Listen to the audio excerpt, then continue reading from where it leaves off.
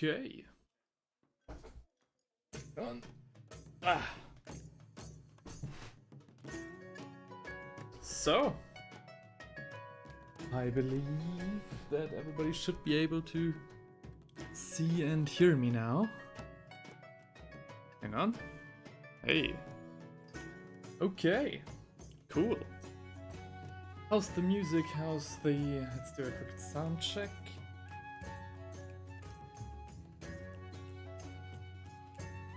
Okay, yeah, should be alright. Okay! Hang on. Let's do this properly. Greetings, ladies and laddies, and welcome to another miniature rescue stream. Today, again, with another Bretonian knight who we will rescue or attempt to rescue today. This stream was planned to be more of a, variety old world stream, but due to unforeseen circumstances, okay, I'm gonna be real. Heinrich was supposed to do this stream with me today, and he will join us later, but this later is basically the part where I'm like, okay, I don't know how long he can stay, and I'm not a fan of like 1 to 2 hour streams. So I was like, okay, you know what, I'm gonna just start now, and he can join us later. So,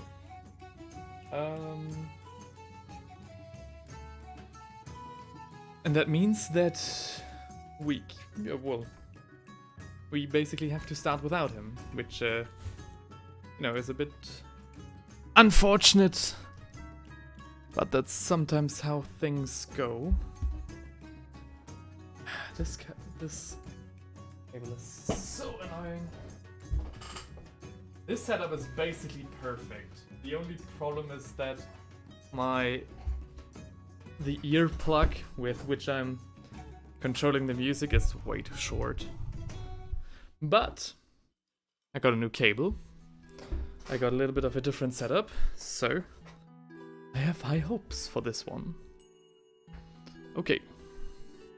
What are we dealing with today? So we've got again another fine Bretonian knight. 2 is pretty old. I'm very certain that this one is older than the ones currently sold. In the GW. I don't know what to call it, roster. So yeah, quite an ancient one indeed. But nonetheless, I think we should do our best to try and rescue it. DK Sunny is here, saying hello. Hi. Thanks for showing up. Is this your first time? I've never seen this name before in chat, but thank you very much for at least stopping by. Alright. Interesting. I've just gotten a message, hang on. I'm gonna just double check.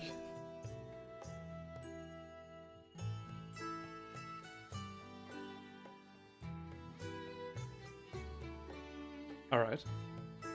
Okay, Heinrich just messaged me and said he'll be here at like 5:30, so yeah, good thing we're starting now. Alright. With this, why not, let's start. What are we waiting for?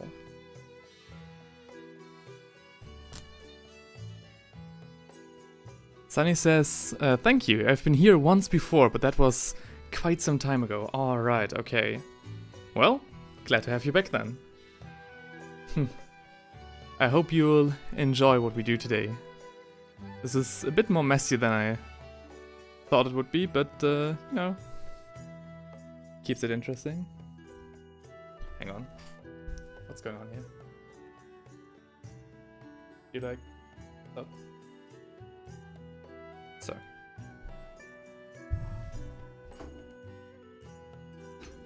So, okay. Have to arrange myself on this table. Okay. So, I think what I'm planning for today is basically, give him a lot more embroidery, make the colors pop a lot more, give him a non-metallic armor finish, because I don't think a true metallic armor you know, is very good here. And yeah, just clean up in general. So as we did with the other one, let's start by... yeah, let's start with the yellow. Let's start with the yellow parts. Oh, completely forgot to say this. I hope you're all having a fine Saturday and a great weekend in general. Hopefully some respite from work. And yeah, are enjoying it to the fullest of your abilities. Need a bigger brush.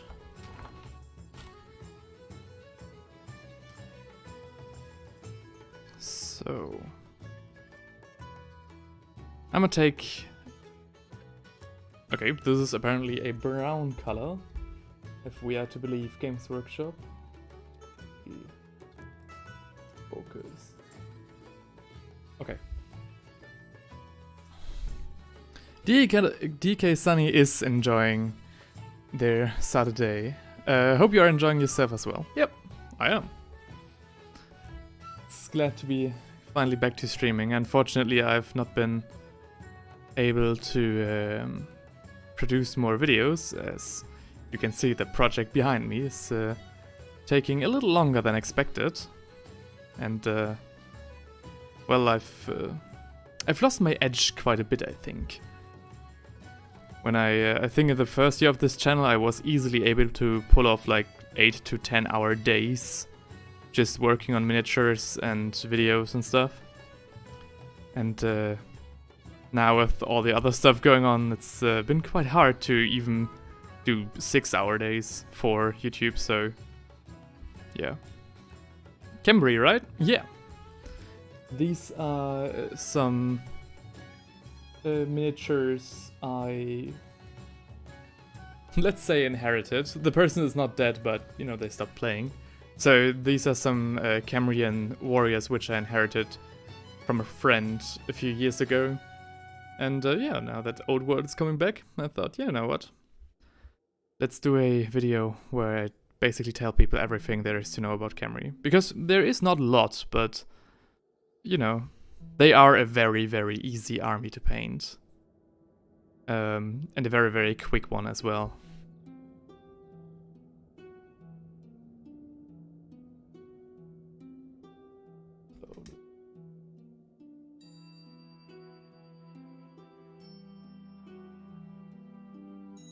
Can't tell if it's focused or what's going on. Okay.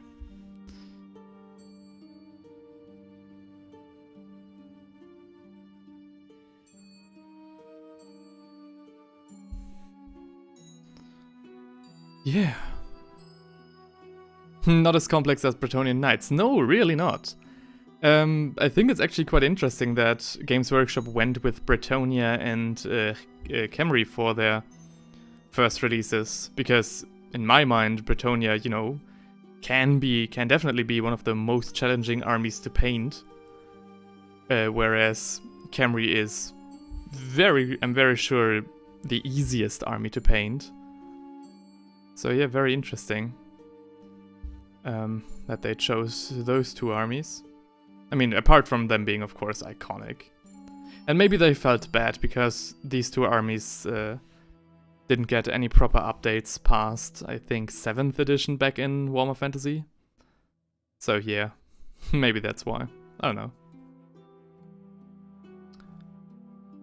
And yeah, now that I think from today on, you can get Bretonnian Knights and, you know, all of the infantry and stuff without having to buy the starter box. And yeah, maybe we'll see some more Bretonnian Knights on here. Because the prices are, you know, compared to other stuff they've got in stock right now for the Old World, pretty alright. Especially from the third-party retailer that I'm buying it from. Sunny is asking, maybe so they have something for beginners and experts? But for everyone else it's weird. Yeah, well, I think that's also not a bad guess. Not a bad guess at all.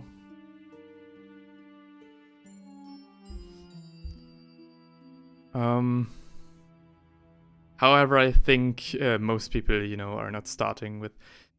I think Old World for now, as it's now, you know, releasing, is something more for the, you know, nostalgic people, anyways. Because only having like 2 armies in a fantasy setting, you know, one being completely undead and the other one being literally just knights. I don't know how this is for the casual enjoyer. But I guess we'll see. I'm very much looking forward to High Elves. Because not only is that the army that I played when I played Fantasy, but it's also the army I've got like 400 miniatures unpainted in stock, so that would be a blessing if I could finally paint them and make videos about them, which are actually relevant. But you know.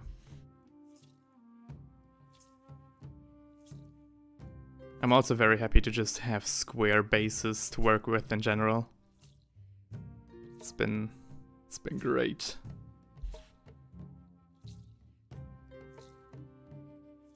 Sunny, which army are you playing, or what is your connection to this whole genre / world? Again, it must have been really long ago if I don't remember your name, because I really don't get that many people in the chat. So how come you're here?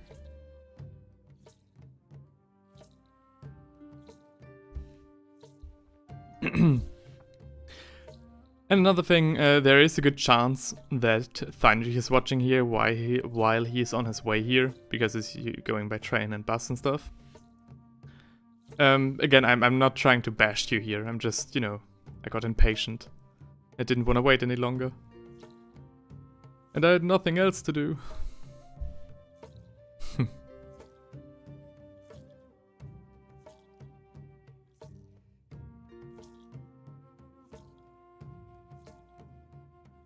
So... I don't collect any army right now, it's a bit expensive. Yeah, it is hella expensive. But I'd like to get into it at some point. Alright. I mean, that's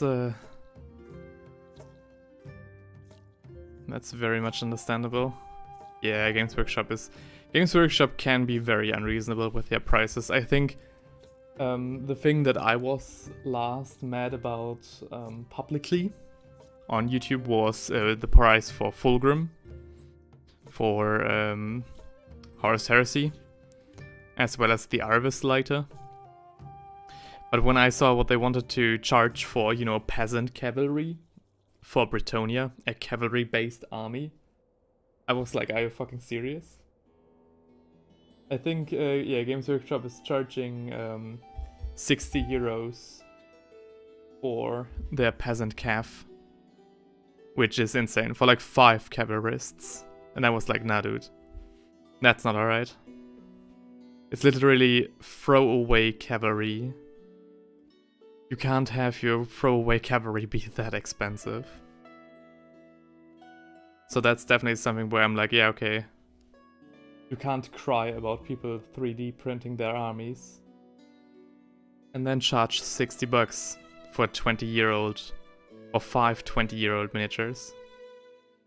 But you know, it's a tale as old as time. Games Workshop hobbyists crying about prices.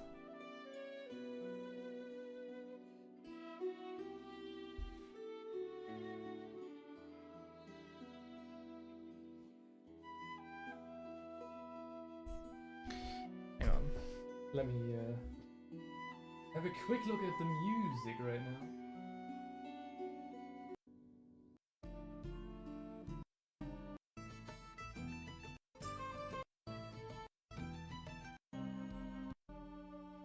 Okay. I think after this there's something a little more cheerful. I was so nervous last week when I couldn't hear the music, because I was like, oh god, what is it playing?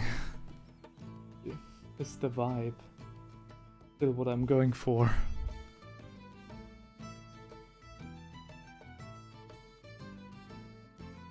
Also, you'd think there's a lot of music to pull from in terms of, you know, Warhammer games, especially now for fantasy with Total War Warhammer. But, no. It's all too epic.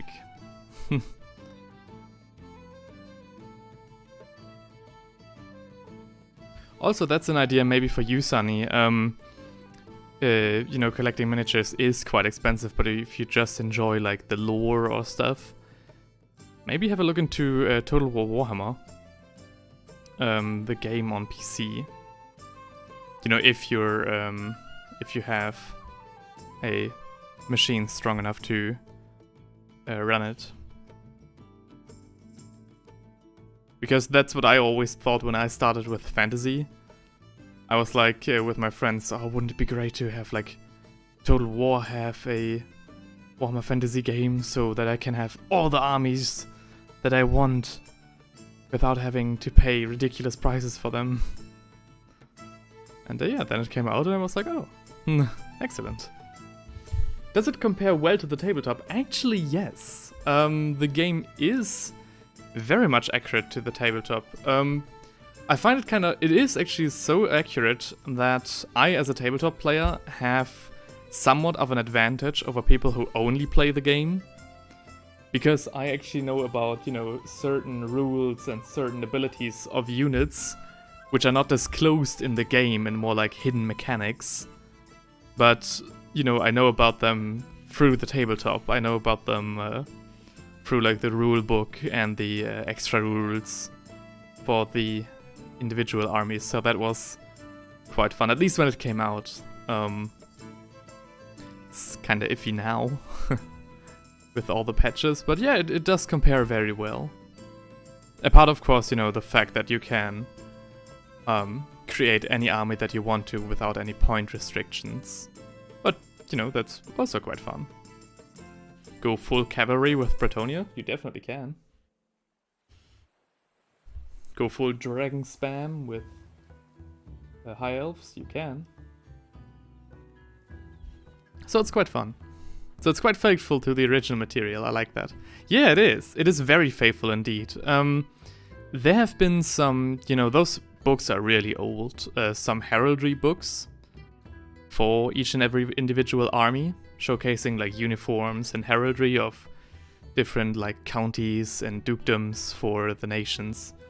For example, I got my hands on the High Elven one, I mean, of course, but that was quite difficult to get my hands on. And the so-called regiments of renown in that book. So the most famous units from that book are also in the game. And the descriptions of those units are, you know, word for word what they are in the books. So yeah, it is actually very faithful. I still have to learn a lot about Warhammer, but it seems really fun so far. Oh yeah, it is. It is very fun, and it is huge. Like, fantasy and 40k. Fantasy is, in my opinion, a lot more wacky than 40k, because 40k, of course, has an ongoing narrative, and, you know, they went with the time and started retconning all the stuff that was too wacky. Whereas in fantasy, they were like, oh yeah, the whole 40k universe is actually just a science experiment of one of the magi in Altdorf, or stuff like the end times in fantasy. So fantasy is basically already has like a closed narrative, I don't know. So that's why they went with the old world, to tell a different story without having to retcon their entire universe.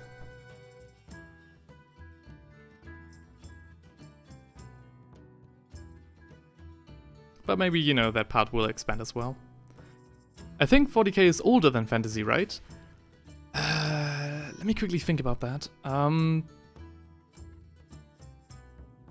not quite sure. Both universes come from board games which originally had nothing to do with the wider universe. So 40k came from Rogue Trader. And Fantasy, I think, came from Mordheim? I'm not quite sure which one is older, actually. I always forget that part, which one is older. Hang on. Which one is older?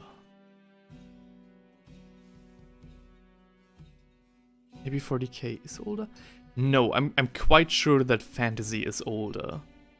My assumption being that, you know, the Warhammer from the Warhammer universe is actually a weapon that the Emperor of, you know, man, quote unquote, is wielding in the Warhammer Fantasy universe. So that's kind of where they get the name from. You know, it's actually a thing in Fantasy. And of course we don't have that in 40k. So that would be my assumption, that that Fantasy is older. Maybe when Theinrich is here, he'll know more.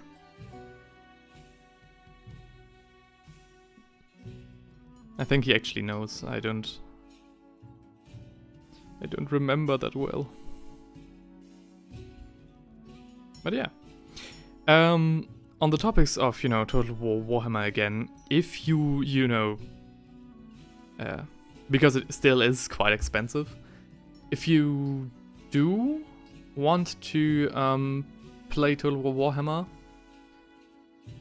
try it out for yourself, and again, if you know, can, if your machine can run it, I think I'd recommend Total War Warhammer 2, not the newest one, not 3, simply because 2 is a more polished game. Yeah. And, you know, the games work like, if you have all the games, you get the full map. So you can combine all 3 games into one huge game. So it's not disadvantageous at all to, you know, get all titles. Though, again, I would recommend getting yourself Warhammer 2 first. Except, of course, there's a certain faction that you want to play, then of course, you know, go that way. Do not go and get Warhammer 1. That one was not alright. So either Warhammer 2 or Warhammer 3. The expansion, you know, to get all 3 games into one is for free. But if you want to play one of the factions that isn't in the base game that you bought, then you have to purchase that game. It's a bit weird. Maybe look into that one. That was at least those were the facts when I kind of lost track of everything, so maybe stuff's changed. Which one would you recommend more to beginners? Oh. Oh.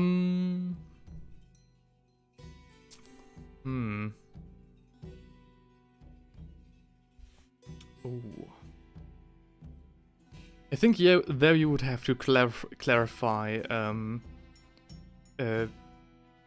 maybe, like, I think 40k has currently the better narrative, you know, per default, because, again, that narrative gets furthered and, you know, actually moves on and is still being, you know, written. And the 40k narrative, the fantasy narrative is over, and there are no good fantasy books. At least none that I can remember. There are some decent ones, but I think the Shadow King from the High Elf universe, from the High Elves, is one of the better ones. At least it was one of the better ones from the High Elf roster. But I would still say like 40k from the narrative side, and you know, from the tabletop you have to just go what you like. You know, what you like, sci-fi or fantasy, I can't recommend. I better look into that before I buy it. It seems a bit complicated to me. Yeah, it can be a bit complicated. So I think in terms of quality, I would simply recommend you to buy Warhammer 2 over Warhammer 3. But how, again, all these games work together, I kind of forgot, to be honest. So again, I think you can play the sandbox experience with just having one of the games. They made that free. after a petition from the players, but I think to still play, you know, every faction, you also have to own every game. I still think there is a bundle though. I think for like $60 you can have, which still is a lot, don't get me wrong, but I think you can own all the games for $60.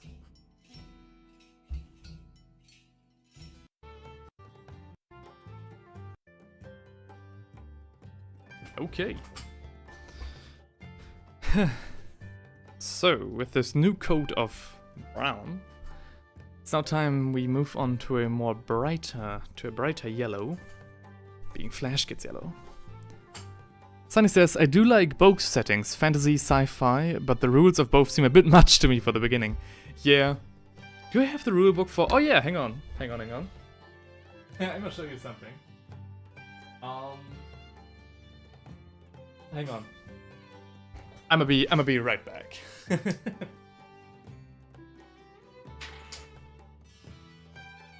Alright.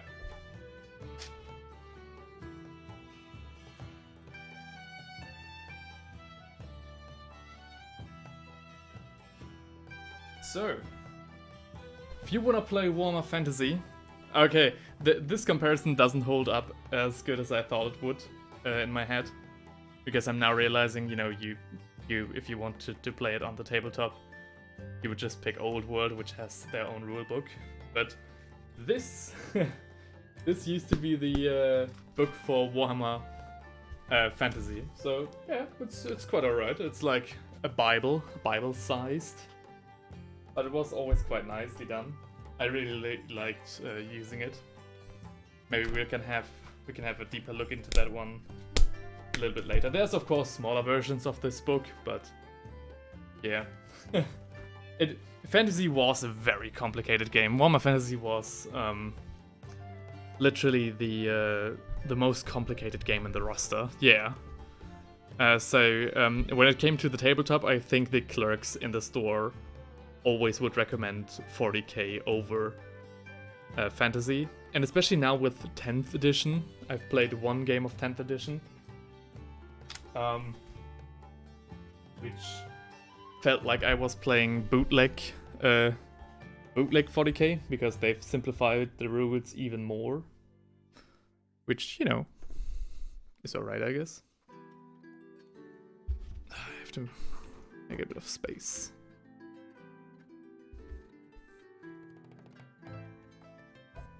Alright. That's a lot of money, but still cheaper than tabletop. Yeah, indeed. Again, you know, what would you rather have? One, you know, a collection of games that can easily take like 1,000 hours of playtime before you have even, you know, even then you might not have played every race you can. Or 5 guys of peasant cavalry. So, but again, you have to, you know, it is also a very, you know, straining game on your machine. So it has quite the high specs if you want to have the best experience. So you have to factor that in as well. That's a brick. Yeah, it is.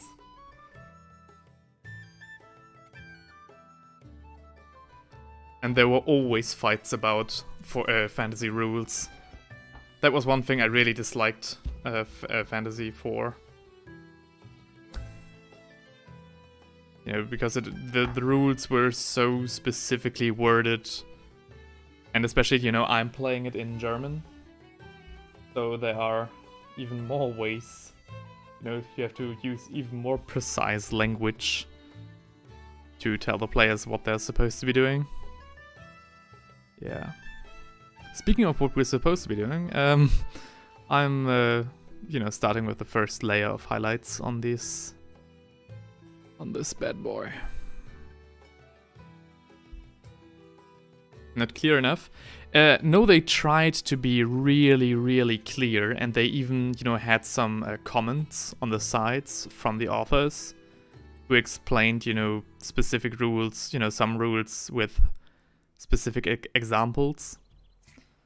But, you know, sometimes you'd have situations where you were like, okay, which rule applies now? Which, why is this like that? Because also a lot of things depended on degrees. for example, a unit can't charge another unit if it's not like in 45 degrees of their line of sight and stuff, and then you'd have to pull out the triangle, and there are discussions, and then somebody would accidentally move a miniature, and then it's like, oh, you idiot, why would you do this? Now we will never know.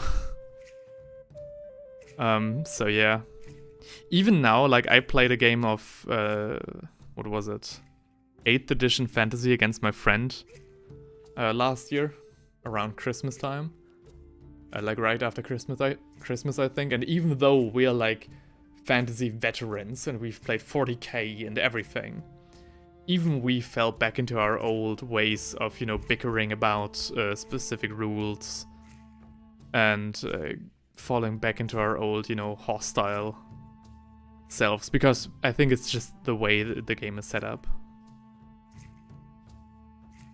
I don't know. That's what makes 40k more fun, I guess. I must say, I really like the French theme on the night. Oh yeah. It is. They really are on brand. So the game basically turns into a math problem. I mean, yeah, every tabletop game does to a degree. Especially, you know, if you try to, you know, if you get into combat. My guy has a martial prowess of 5. Yours has a martial prowess of 4, which means that I hit on 3s. And then you say stuff like, yeah, but I'm a high elf. I will always hit first, no matter what your initiative is and stuff like that. So that, yeah. You will have to do math either way. But the triangle thingy, like, that stuff was insane. What I've heard from the old world is that they kind of got rid of that problem. So they definitely learned from their past mistakes. But I haven't played an old world game yet, so I can't tell you.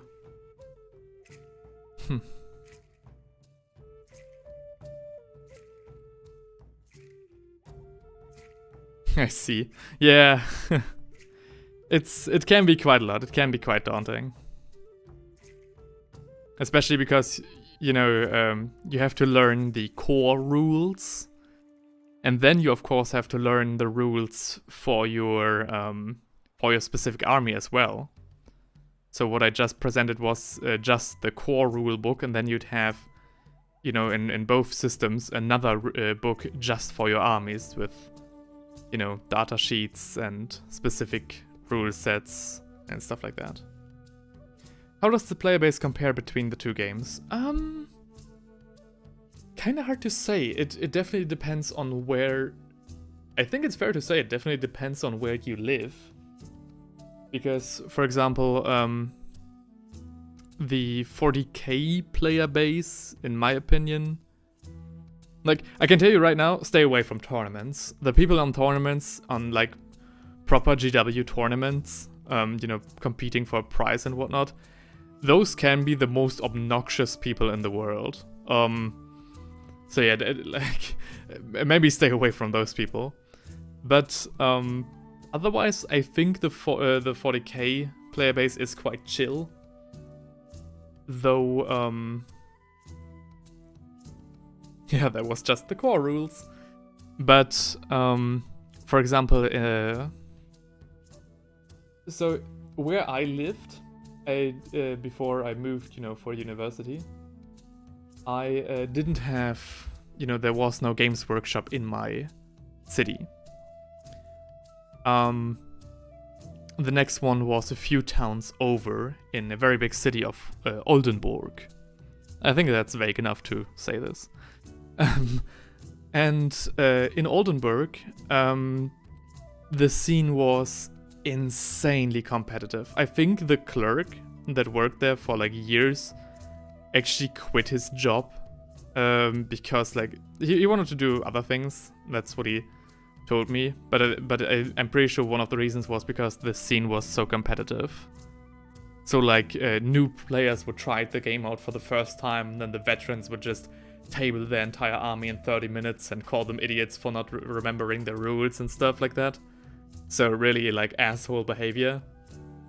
And for example, another instance was, so in 40k you can, the Imperium of Man has so-called knights, which are big hulking, machines of war.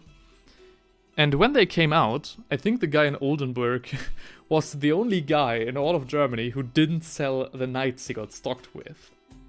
Oh, and he couldn't figure out why, because those are beautiful models.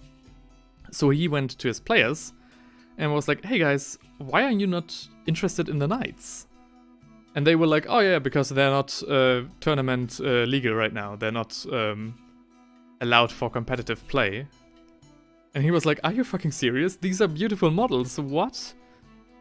And so yeah, so it can also depend on the place where you are and the culture these people are, having. So it's rather toxic. No, that was just my experience in Oldenburg. I think the average 40k player is a great guy. If you really want to have fun in a 40k game, try to find yourself an orc player, because the orc army is so random. Like, you're really submitting yourself to chance. It really is a coin flip with the orcs. Because they're just so bad, but have so many rules that are like, oh, if you roll you need a 5 to hit, but if you roll a 6, you can fire another time with any weapon, from the dinkiest pistol to the mighty rocket launcher. And so, yeah, as Bricky said in his video, I've never met a salty orc player, because they're just, submitting themselves to chance. They can't be toxic. And with Old World, again, I can't say, because the scene is just so young. What I experienced from fantasy players, they were also mostly chill. But because of this whole rule lawyering, it could turn toxic rather easily.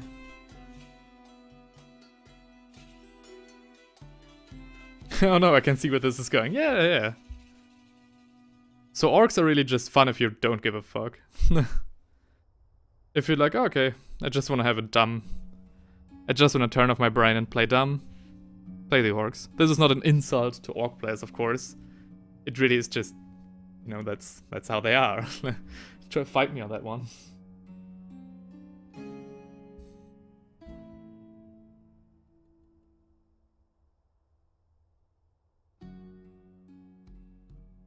What's the worst player to play against? I can't say. I think Tau are kinda bad. I met, the people that I know play Tau are quite chill. But, So I should probably study the base rules first before I do a battle. Oh yeah, definitely. Of course, the base rules tell you, how you need to move your model. And for example, this one is a knight, right? So he sits on horseback. This means he has special rules that aren't explained in the, army book, because they're basically common knowledge. For example, this guy has he has heavy armor and he has a shield. So he has an armor save of 4. But because he sits on horseback, this gives him +1 on his armor save, which means he actually has an armor save of 3. If the horse has armor, of course, even more. And that's not going to be explained in the core book. And of course, then you have stuff like, okay, this one is a knight, so you wouldn't move him 5 inches, because that's what a human can walk. But you would move him, 12 inches, because that's what a horse can run. So, yeah. The core book is the best. Also, the core book usually comes with a lot of lore. Like a grand overview of the entire story, and then, some chapters for the factions themselves. So that's also a great way to get into the, universe itself. So yeah, the rulebook, the core rulebook is, I think, a great way to do it.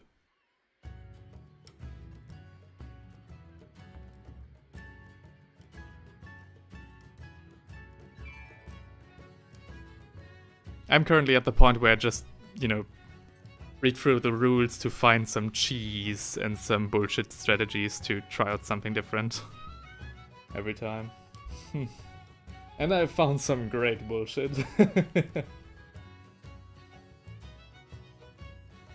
Of course, it doesn't always work, but it's always quite funny. I see. Thank you very much for your help with that. Well, it's my pleasure. Thank you very much for, you know, discussing so much with me here. It's great to actually have someone to talk to. As sad as this sounds. Do tell. Oh, well, I don't know if this is interesting because, like, the one bullshit that I found is for Arcadia. For the Astra Militarum, and it's been patched, basically, I think, with the new edition. So this would only work in 9th and 8th edition. And the other thing is Fantasy 8th edition, so it's like bullshit, but it's like, it's old bullshit. You're very welcome. Oh, thank you very much.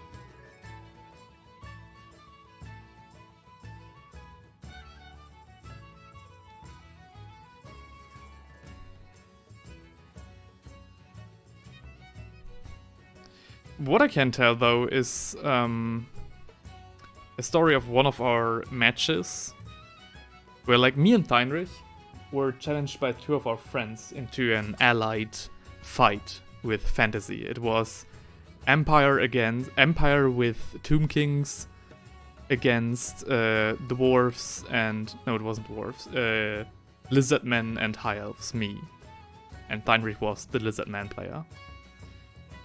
And we were like, oh, you know what?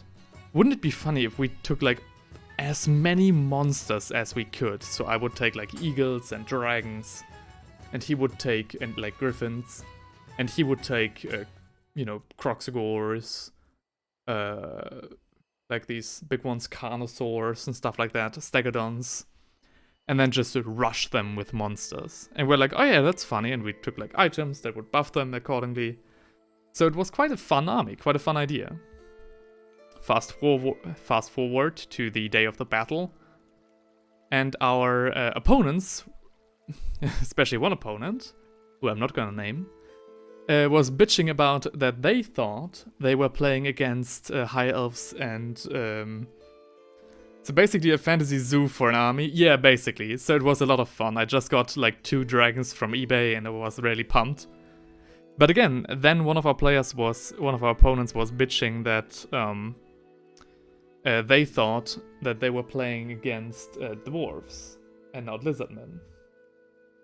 And they refused to play against us unless we changed our army composition to dwarves and high elves. And they argued like, oh, we made a strategy against dwarves and this wouldn't work against lizardmen and stuff like that. And then we were like, okay, you fucker, bring it on. And then we basically sat down and built the most competitive army, like one of the most competitive armies we could pull off. We called our army composition, I think it was like the fuck you army 2000 being the points we each had.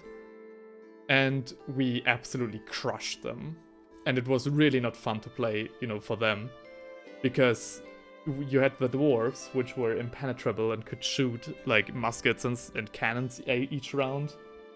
And then you had the high elves turning half a unit of skeletons into gold statues each round. So it really was like not fun for our opponent. They could have probably like they very much would have had a better time if they would have just battled us as the lizardmen. But you know, you live and learn. We crush them.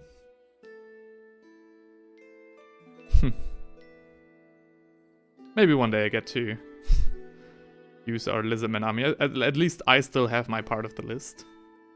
That's karma for them. Yeah, it is. Very much deserved.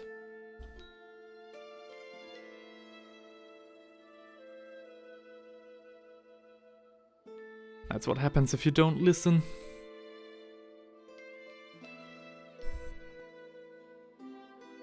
And again, that's, you know, that's, I think, the first instance where, like, or one of the prime examples where our opponents were just, like, too toxic, quote unquote. and didn't want, you know, to play us as normal human beings.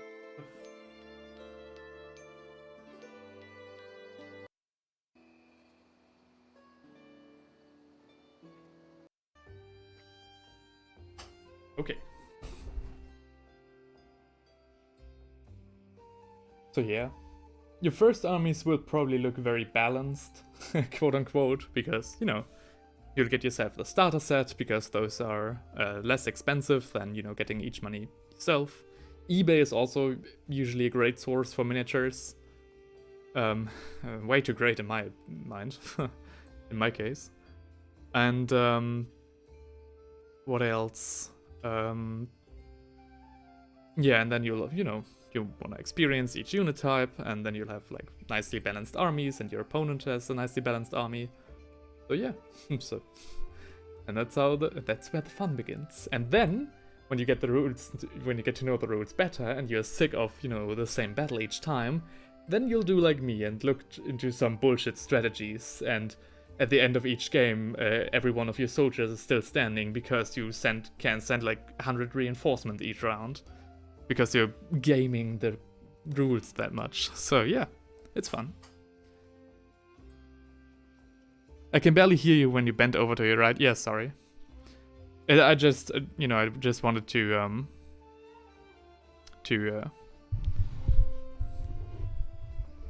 check the music. Is it cheaper than the main retailer? You mean, is there something cheaper than the main retailer? Yeah, there are third-party stores. You usually sell them at a discount. So, I live in Germany, and we have the store called Kutami. I would type it in chat. Kutami. Sounds very German, I know. That store has the miniatures at a very good discount, I think. So, where the beginner's box for, I think, Bretonia costs like, what, 215 euros on Games Workshop side, it costs 160 for, like, on Kutami. So a 55 euro, you know, discount. I mean, eBay with that, oh yeah. eBay can be cheaper. It kind of depends, you know, some people throw away, like, sometimes you are very much in luck. I think I once bought, I think, 300 or 400 euros worth of Imperial Guard for 72 euros because nobody bid on that army. And the army is very, you know, was completely built and painted and everything. That was great. But, you know, there are also people who will sell fucking tin miniatures badly painted and tell you it's a rare, and that's why you need to pay like 40 bucks for them. So it's both sides of the coin, but I check it out regularly for like maybe gems in between. I highly recommend that. I think the best 400 minutes. That's not. That's a lot for not a lot of money. Yeah, it was like I think it was like 80 miniatures. And you know, if I would have bought the same amount with like on Games Workshop, I would have paid like close to 400 bucks. But I paid 72. So yeah. But I think, you know, one of the best ways to start is getting yourself like a starter set with 2 armies. I think Old World doesn't have that yet, which is very unfortunate. But if you want to have the best value you can possibly have, like hands down, get yourself the starter set for 40k. So it should be Space Marines against Tyranids. And it should cost 80 euros. 80. Get yourself that. Because no, it's okay. It's okay. It's okay if you misheard.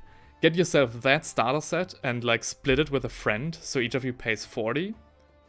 The miniatures you have are worth 250 euros. You know, the rule books and everything not included.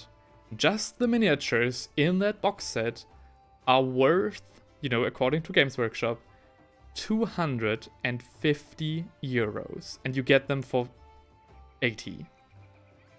You know, 40 if you split it with a friend. So if you really want to, you know, just, you know, check it out a bit and get yourself, I don't know, a Tyranid army or a Space Marine army, or at least a Strike Force, get yourself that starter set.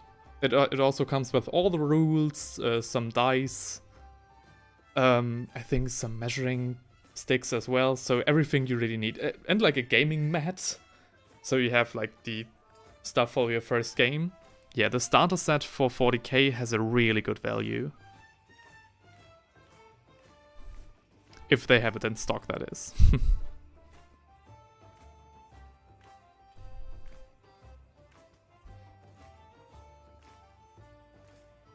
That's cheap, but it's odd that they sell it at such a low price. Well, it's like crack, you know?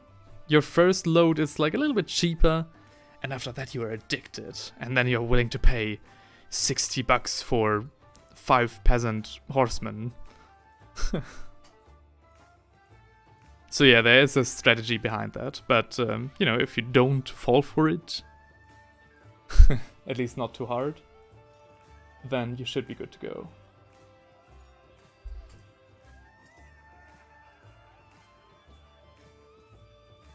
Big oof. Yeah, but it is what it is, and Games Workshop knows that.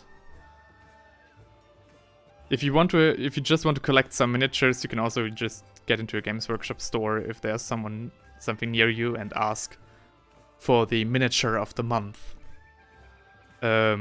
Which, you know, is each month, and there's a certain miniature that they either give out for free or give like extra with a purchase. I don't know, it kind of depends on the store. And how well it does, lol. But yeah, that's also a nice way to get your hands on a variety of miniatures. But yeah, eBay, Kutami, and the starter sets, that's where it's at. Again, very much unfortunate that the old world doesn't have that. So, we are in 2 layers. I think there's already a difference that we can see here. Before I apply the 3rd layer though on the yellow and make it look make it really pop, sorry. I need to take care of the blue, sorry, I had a brain AFK there. But they're not the same faction every time, right? The miniatures of the month? No. They can be completely random. They can be different systems as well. So I think one time the miniature of a month, for example, I think for this month or for last month was like an Oruk for Warhammer Age of Sigmar. And I think for December it was like a small Rhino for Legions Imperialis. So completely, you know, like it couldn't get much more different than that. So yes, it's just fun. It looks better already, nice work. Oh, why, thank you.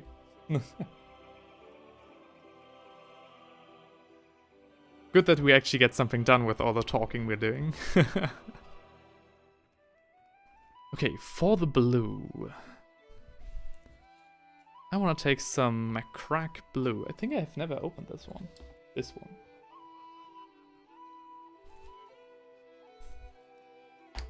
Oh, okay. I did open that one. Never mind. Should we wash it? I do have some yellow contrast, which could make it look... Yeah, you know what? Hang on. I hate contrast, but, you know, it can be useful as a wash.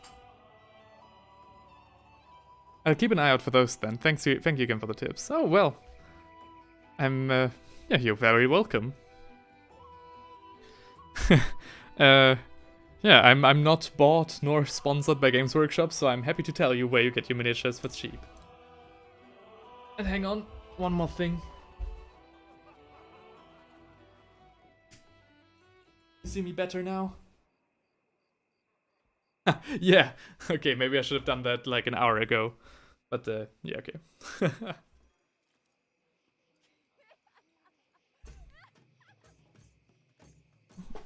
I hope this channel does well in the future, because I would really like to help people. Like, this might sound a little bit cringe. but I'd really like to host like giveaways and stuff properly to get some people some matches that they would like. And there shall be light. Yes. I hope it doesn't interfere with the white balance too much. I don't know how I would... Well, okay. it works, it works. Okay. Let me just... I've never tried this before, so this could very well end up in the trousers, as we say in Germany. But let's see. Yeah, nah. It's a bit... Maybe this and then a light wash of a Greg Surf shade. Maybe that's the key. Let's just try. In the trousers? What? Yeah. The proverb in German would be "Das geht in die Hose," which literally means this goes in the trousers. I don't know where it comes from. It looks very oily, yeah. So contrast paints are a mixture between washes and layers. They're basically the paints recommended for people who first start painting their miniatures. And I absolutely fucking despise them. For a lot of reasons. Maybe I should like make a proper video on that. But I think a lot of creators, like a lot of miniature painters, have made videos on why contrast paints are not as good.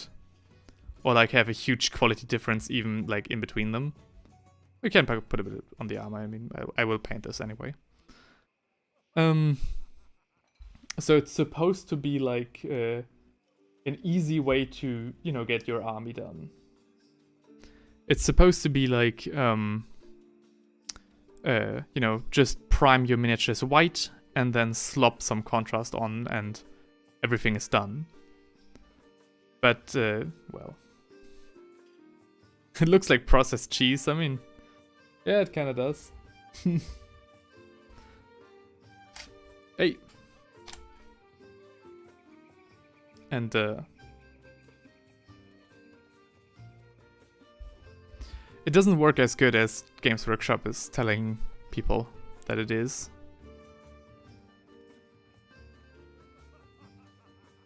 Because, you know, the results are random and in my mind you're not learning anything. Which is, you know, of course alright if you like really just want to do it very, very casually. But trust me, just layer it. Just layer it. Just put in one layer and a wash. It's not that hard. Trust me. It will look better, I promise you. It will look better than white in contrast. Oh no, it's technical difficulties. Yeah, my camera shuts off like every half an hour. Because it's not, you know, meant to stream. How expensive is the paint? It depends.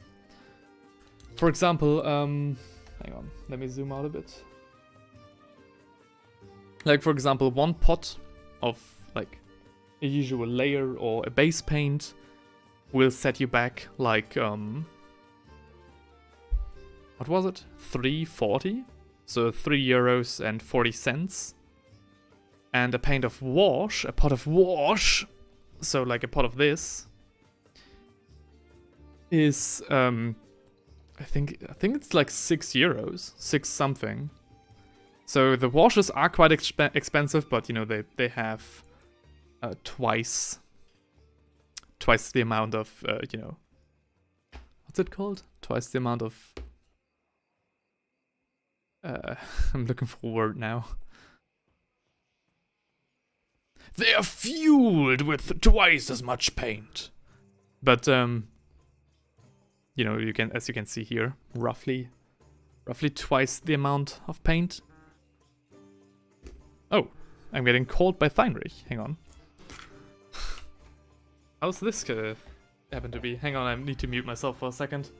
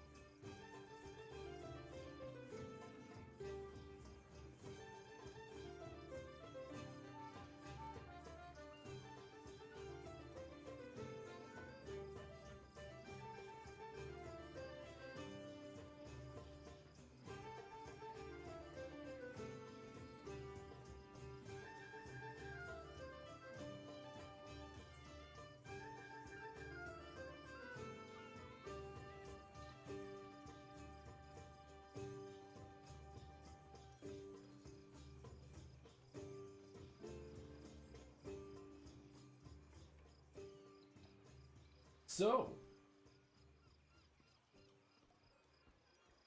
first of all, I have realized that my microphone wasn't recording my voice. I think my camera was, which I'm very much sorry for, which also explains why you guys had trouble hearing me sometimes, god damn it. In other news, Heinrich is not coming.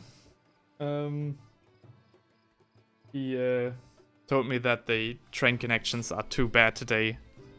Too many hiccups.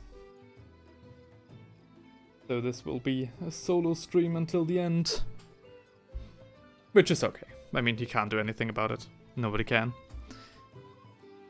What were we talking about? Oh yeah, right, paints. $6 for one bottle, hot dang. Yeah. Like the washes have gotten a lot more expensive, but again, you know, you get twice the amount you get in a regular bottle, and you don't, like, I think what many people discard, and I don't really know how they're doing that, is that if you treat these, like, with some paints it's definitely random, like, you see me having multiple bottles of Ushabti Bone. That's because that fucking paint dries if you look at it wrong. But for example, this pot of Leadbelcher, I've bought this pot in 2014. This pot is old enough to go to school. Yeah, so, I don't know, sometimes these bottles will last you for ages, and I played High Elves, so you can, I think, imagine how much metal paint I used, like how many miniatures I painted.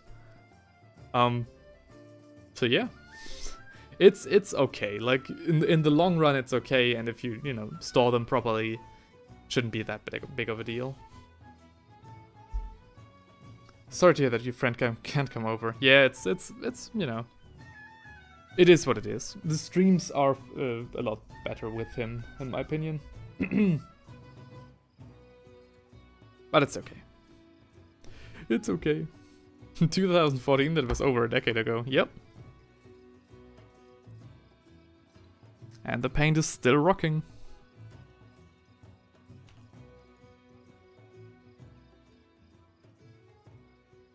And even with the paints, you know, you have beginner sets with like the prime colors, some brushes, and a cutter for like pennies on the dollar.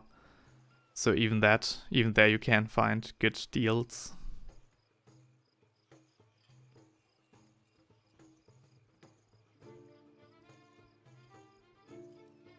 I've heard a lot of people say that the metallic paints from Games Workshop kinda suck, which I don't doubt.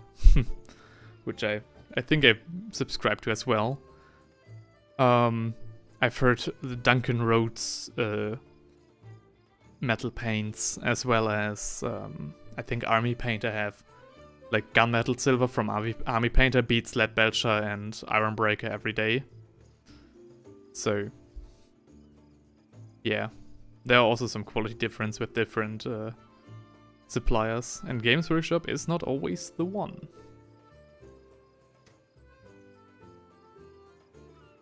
Quick drink!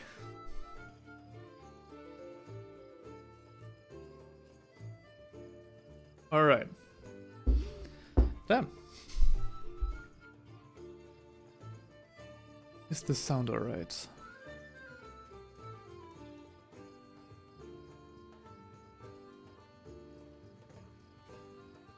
Yeah, I think so.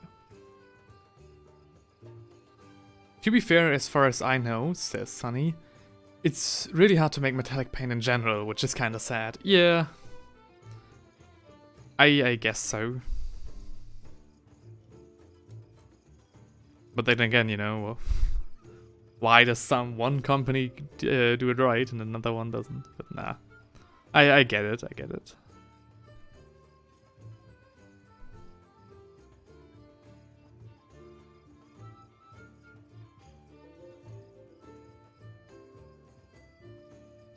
And I mean, no matter how you slice it, at the end of the day, this hobby can get quite expensive. And it also can get very addicting. So, you know, you might very well find yourself a few years down the line with a pile of shame of like 50 miniatures that you have bought and not painted. And you remember that pile of shame when you are in the store buying yourself another miniature that you are probably not going to paint for a while.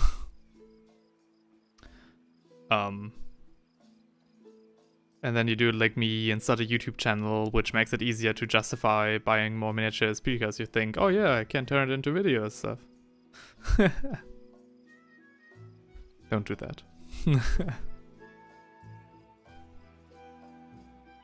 Choose the way of happiness. And just paint your miniatures. I don't know why it is the way it is. I think it really is plastic crack, these goddamn miniatures.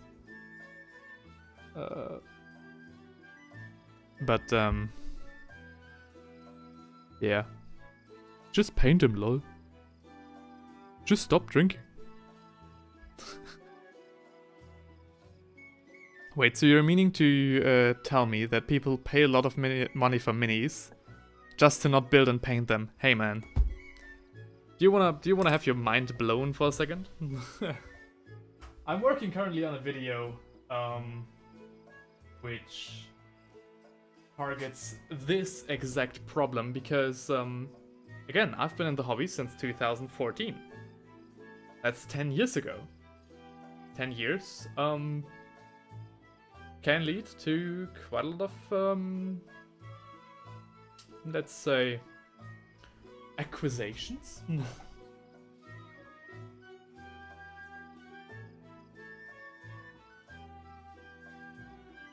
That those shelves over there. Oh, those boxes.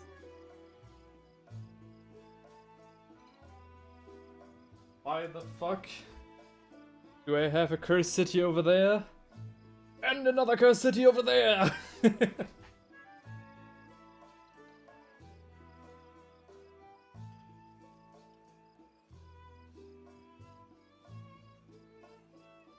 I can't.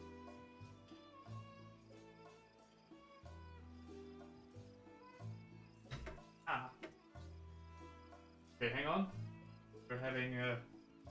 We're experiencing technical difficulties.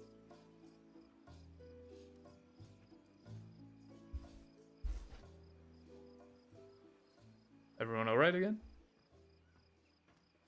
Okay. Yeah. This really is nothing to be proud of. This is nothing to flex with. But you know,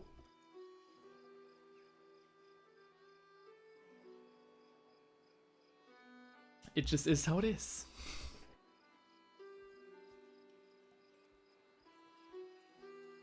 And if you want to know how this came to be, stay tuned for Brink of Art, because there's a video coming. Marketing 101. Yeah, it's not good. How much warmer do you have? You don't want to know. Again, most of this, like, a lot of this comes from a bunch of friends who have dropped the hobby, whose armies I've taken in. I think I have like 5 armies here, which originally weren't mine and aren't mine. And then also eBay is a big factor. Yeah, of course, I gotta advertise myself. Hello. Have you seen my the amount of credit card debt I have with this guy, with these miniatures? Oh god.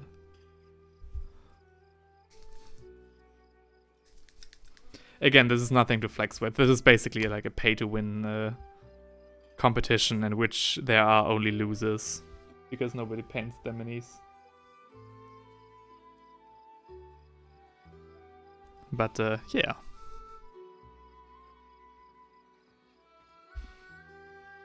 It's safe to say if Games Workshop went bankrupt tomorrow and there wouldn't be more miniatures, I would still have enough miniatures to make content for at least a decade. Please be careful with your financial situation, yeah. Don't worry, I've basically stopped purchasing miniatures. What was the last miniature I ordered? So like, hang on. What was the last miniature I actually bought? Oh yeah, it was a single guy from Hero Forge, because I wanted to see how well these miniatures are made. You know, the website where you can create your own miniatures with pre-built assets. Quite nice. Haven't had a look at it. That's for another time, but yeah, that's the last miniature I ordered. However, once I get a good deal on Bretonnians, there will be some more Bretonnians. Again, it's really nothing to be proud of, but, you know. I thought I'd let you guys know. No.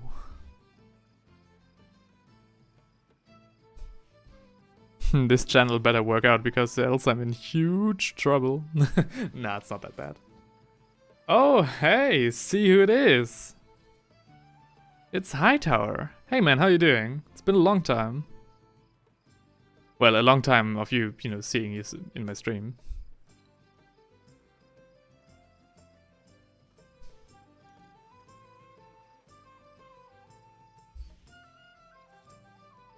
Okay, the contrast is fully dry, which is nice, which means that we can move straight on to the next layer of yellow very soon.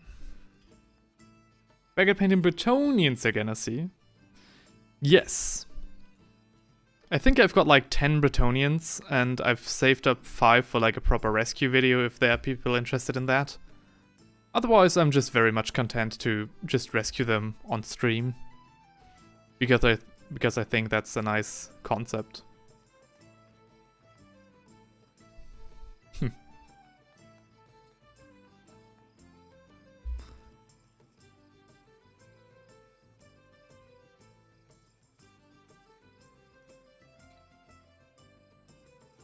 Oh. Okay.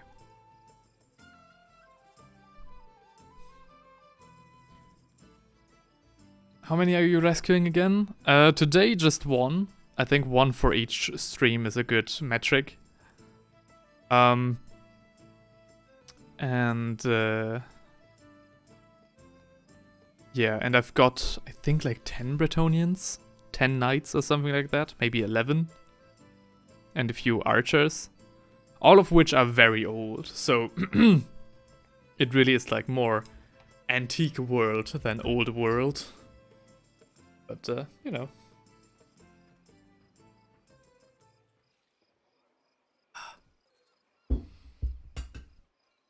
I really like the shading so far. Oh, well, thank you so much.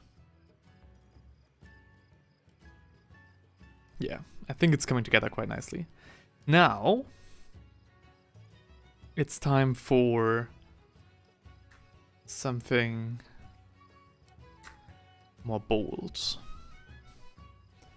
As everybody knows, these Bretonnians have a lot of stuff embroidered on their horses, on their coat of arms. And I want to do the same with this one. And bring the colors closer together, meaning that we want to start... This might get a little bit messy. With some blue on the bottom. I don't want to go too crazy with the embroidery because, again, that's on the one hand, you know, difficult to show on stream. And on the other hand, these are just some knights errant. Knights errant. And so they're basically the lowliest form of knight. And don't have the money for finer embroidery.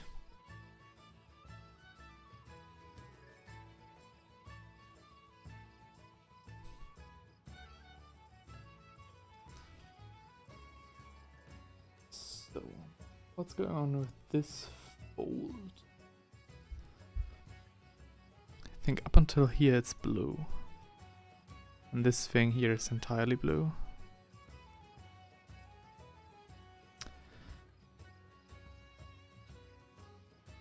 Not to get political, but this is... these are the colors of Ukraine, aren't they?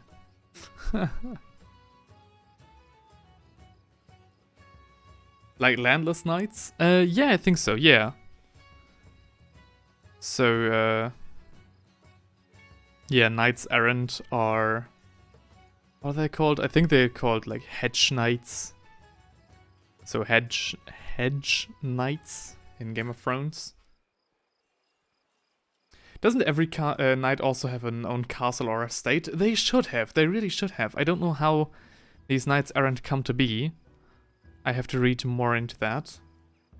Only really privileged ones have that. I mean, it depends. So I think, like Hightower, you should know that. As far as I'm concerned, every knight should have an estate to protect or not. They're all vassals of like higher lords to protect his land. And that's how they get their gear together, because the peasants are paying for their, you know, equipment. Am I wrong? Maybe, I don't know.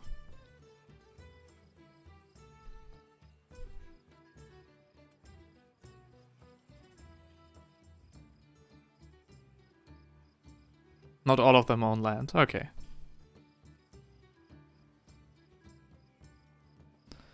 Some just are knights for the fun of it. I respect that.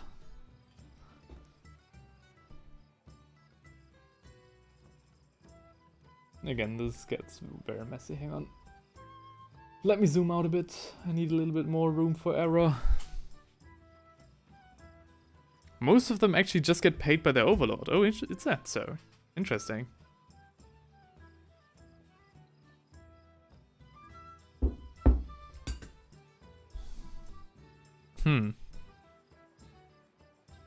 I have to again read more into that. I think, who was it again? I think Emperor Maximilian had like somewhat of a pseudo standing army. So the army was basically like every 10th man had to go into the army, at least at times of war.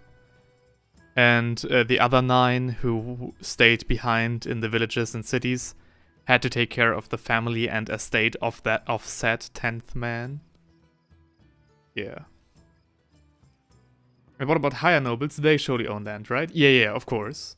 So so there are knights errant, or knights errant. Then there are, at least, you know, in I'm talking in Bretonnian terms here. Then there are knights of the realm. And then there are knights of the king. And... oh. Okay, I thought this was the Bretonnian theme. And the knights of the king, or like the royal knights, basically, those are like the highest ones. And the knights of the realm are like your usual knight, you know, so a guy who has like a little bit of land and a little bit of finer gear.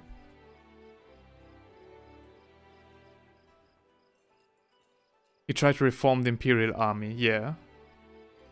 Okay.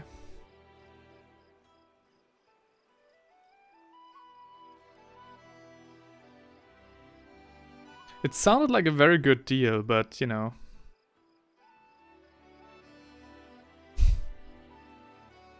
Like, I don't want to sound like an alpha male here, but if I had to go to war and knew, like, okay, now there are 9 men taking care of my wife and kids, I'm like, okay.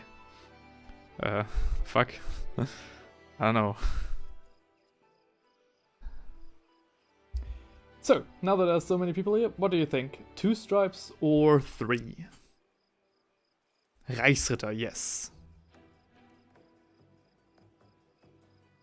Is that Warhammer now or real life history? So, yeah, Emperor Maximilian and his Bohemian troops, those are real life.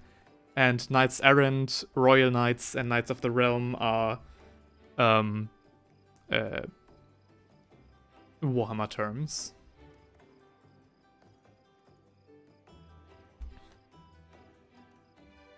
So what do you guys think about this knight in particular? Should we give him a third stripe? Like I try to make every stripe a little bit thinner. So like a third smaller stripe above this one? Or should we leave it at this? And do something else, maybe up here?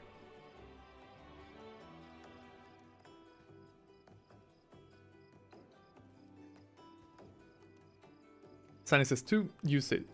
Alright, Hightower says also 2. Okay. Maybe we'll put the eagle, or whatever this is, up here. Maybe I should put that in the chat rules that nobody's allowed to get jinxed. Because then half the chat wouldn't be allowed to speak right now. Hightower, I release you from your jinx. Is that how this works? It's been such a long time.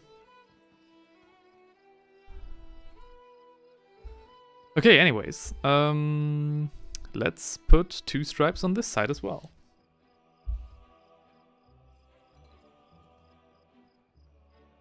It's going to get a bit complicated.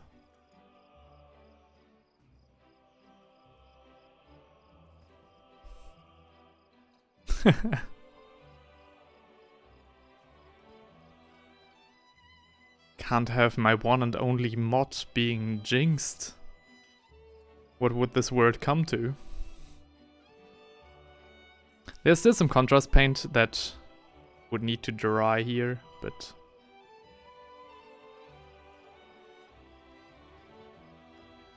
I don't really give a damn.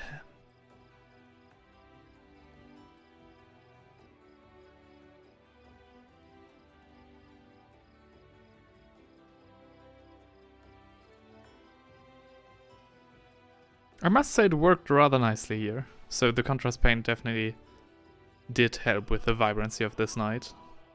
Gotta give credit where credit is due.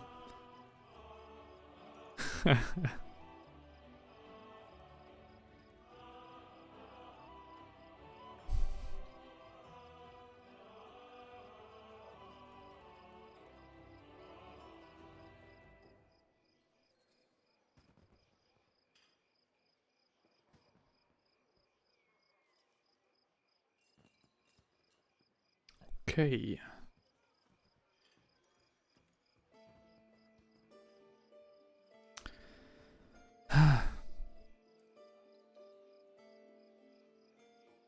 There's so much stuff that I still have planned for, like in terms of videos.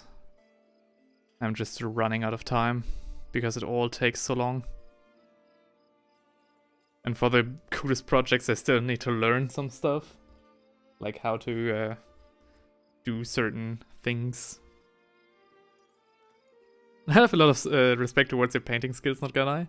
Oh man, damn. Thank you very much. I'm glad you approve of what I'm doing here.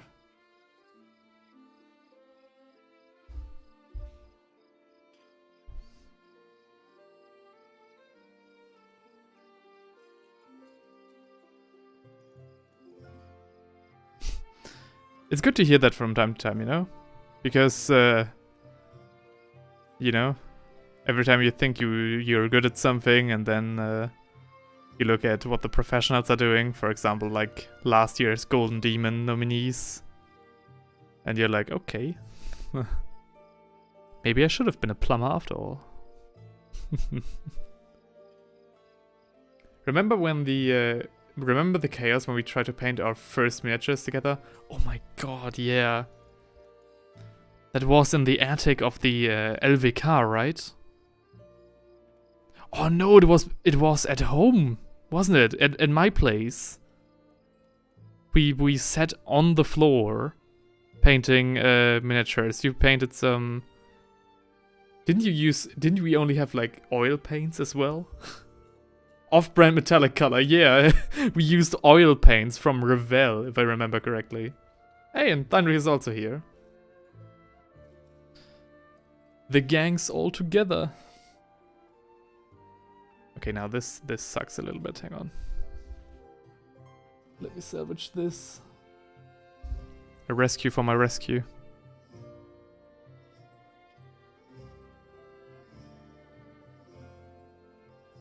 Yeah, it smelled horrible because, yeah, you know, it was oil paint, right? The only reason we got away with that at all with your miniatures is because we painted the choirs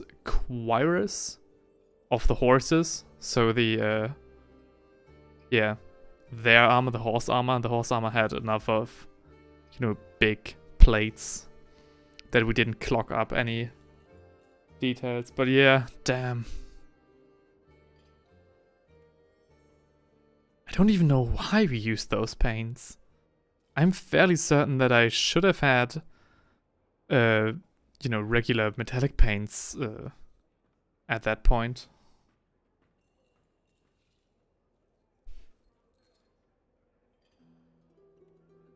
Sounds like you guys had fun.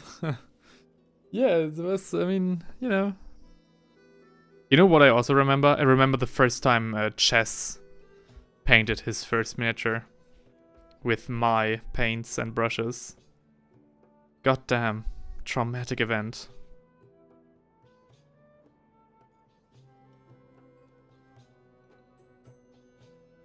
And I don't mean this to bash Chess so much, but fuck.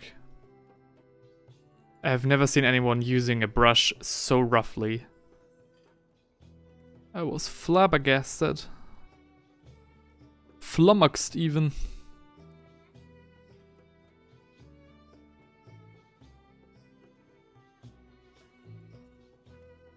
I think because we didn't had the right paints for the knights at the time, yeah. This whole discussion made me interested in reading more about knights.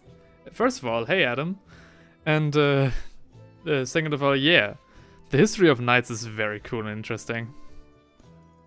I actually have to do some research for that for a project that I'm trying to do.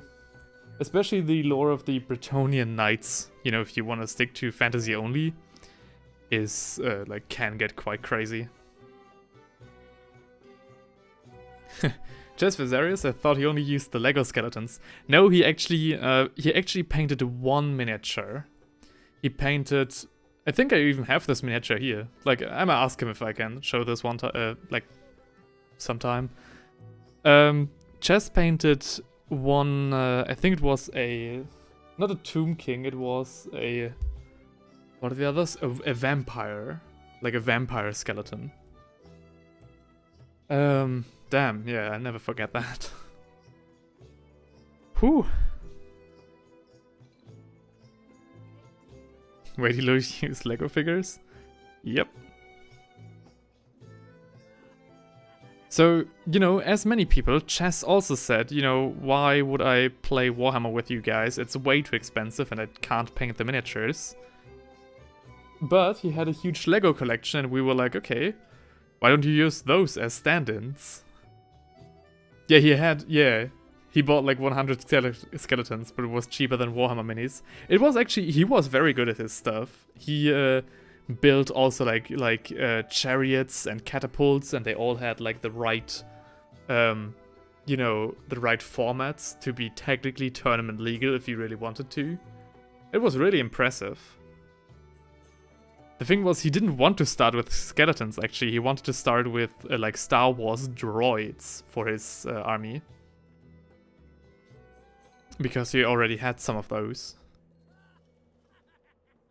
But then at one time, he just decided to commit and basically spent a similar amount on his army than we did. With, you know, minus the building and painting. At least minus the painting. Okay.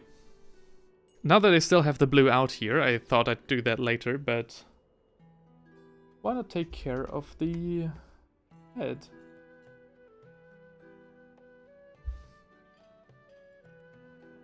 The base plates had the same measures, yeah. It was really well done.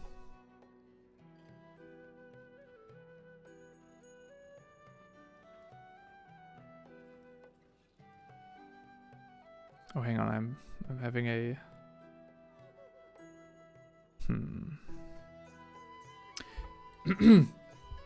So he didn't save anything? No, not really. But now he has over 200 skeletons. I mean, that has to count for something. Another question to the people in the chat. What do you think for the head? Should we do a regular checkerboard roster? Like a regular checkerboard paint? Or should we do something that I did like last time? Hang on. I'm gonna get the knight from last time. Be right back.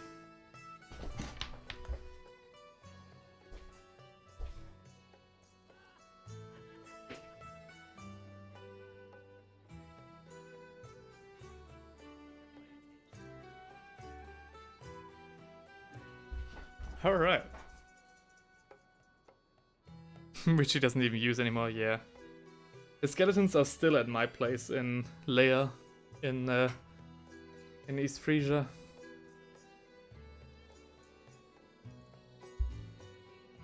Doxed myself there, god damn it.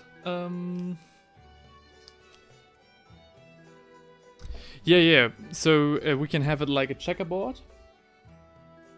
With like very small, you know, rectangles of yellow and silver. Or we can have it more like this. So, this would also be an option. What do you guys think for the head? For just the head part of this horse? Checkerboard or whatever this is? Scottish roster. Both look nice. I mean, yeah, it kinda... This kinda has something to it as well.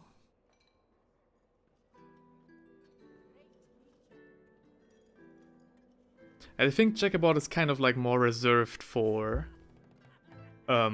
regular infantry. Kind of, if you catch my drift. In which case, I'll give this a checkerboard. I go with the checkerboard on the blue one. Okay, you know what? Then checkerboard it is. Let's go. I think I need a smaller brush for that one though.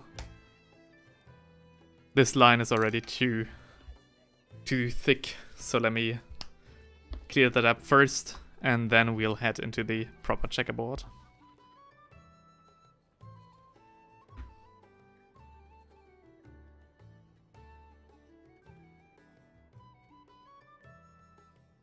You know, why not? Let's spice it up a bit.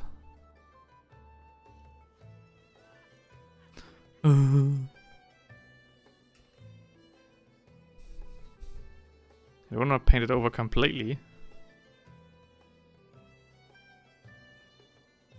You know what, let's just paint it over completely and do something else first. Don't have the nerves to take care of this. Not in any other way. Let's just ignore it for now. Adam says, I was worried about the blue painted strips on the rear legs look too green. But when you zoom out, looks better than I thought. Oh well, thank you very much. Yeah, the white balance on this camera is sometimes a bit wonky. It's an older camera, and I bought it used. But, you know, gets the job done. I think what I want to do next is... I must still think about what I want to do here. But another thing we can do now is take off care of the armor. At least, you know, the first bits of it. I want to do what I did here, basically. So, switch over from a non-metallic from a true metallic metal over to a non-metallic metal, which I think looks kind of nice. Like, looks better than the other. I'm surprised the colors mix too much. Yeah, they have a very quick drying time. If you mispaint, or if you know, slide off from where you want to paint with your brush, it's a race against time. Okay, where's my gray paint? Let's get some Dawnstone on this matter. I don't want to go too crazy with the true metallic, with the non-metallic metal. Just so that you know, get the idea basically.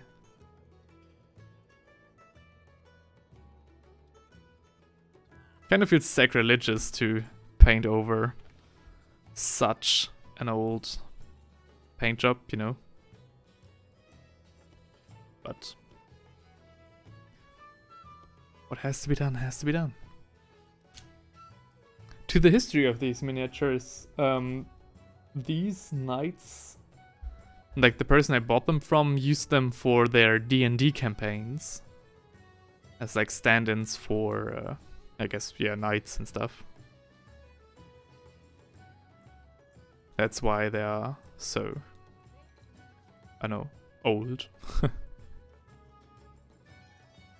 So sparingly painted.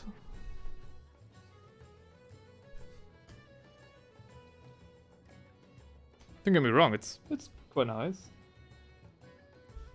But we're not here for quite nice, we're here for greatness. An odd choice for sure. I don't think so. I think Warhammer miniatures and like Games Workshop miniatures in general make for great D&D miniatures. Especially like collections like the Cursed City. Oh damn. In terms of miniature quality and diversity, Cursed City is also a great game. Like a great deal when it comes to price.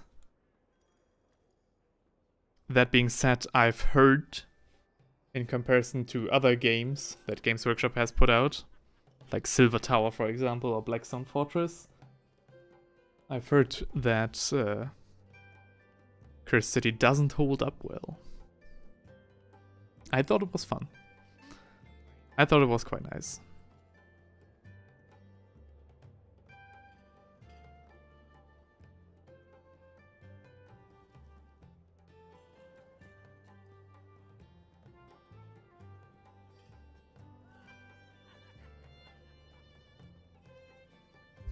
Okay. Yeah. Hang on. I have to adjust my earplug.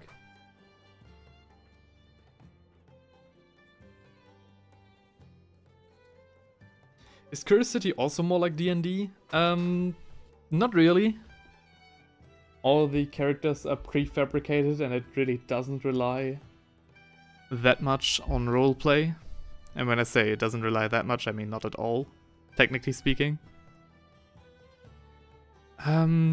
It's more like... how would I explain it? It's a sort of Vermintide. If Vermintide was tabletop, I think that's... I feel like that's a fair comparison. Though, yeah. Adam says, based on reading about historical knights, it seems like what we think of as knights started in 800 AD-ish with Charlemagne's offensive campaigns. Yeah, I think that makes sense.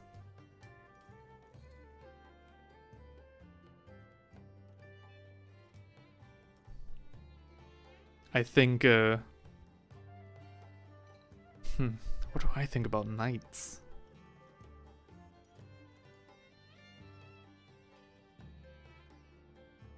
Good old Frankish cavalry. Yeah.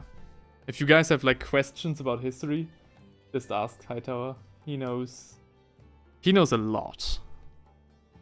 And what he doesn't know, like, maybe I know, but he knows a lot more like specific things.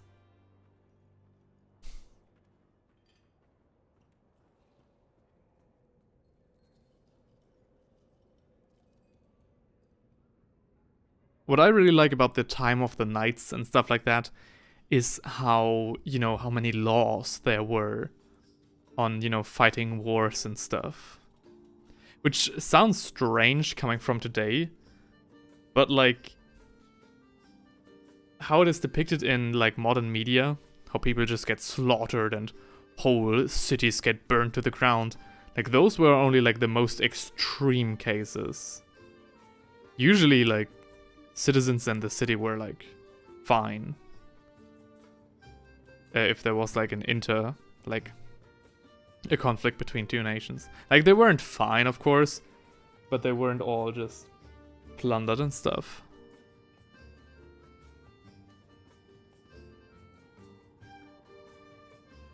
So you're a history buff? You say not really? What the fuck, dude? What are you talking about? Of course.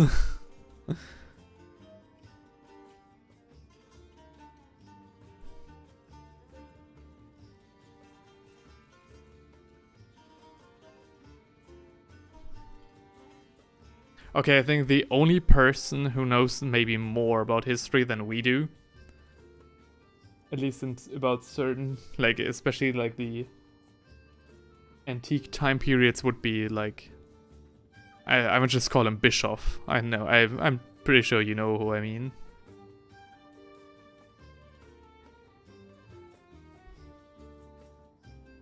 Because he literally studies that part of history.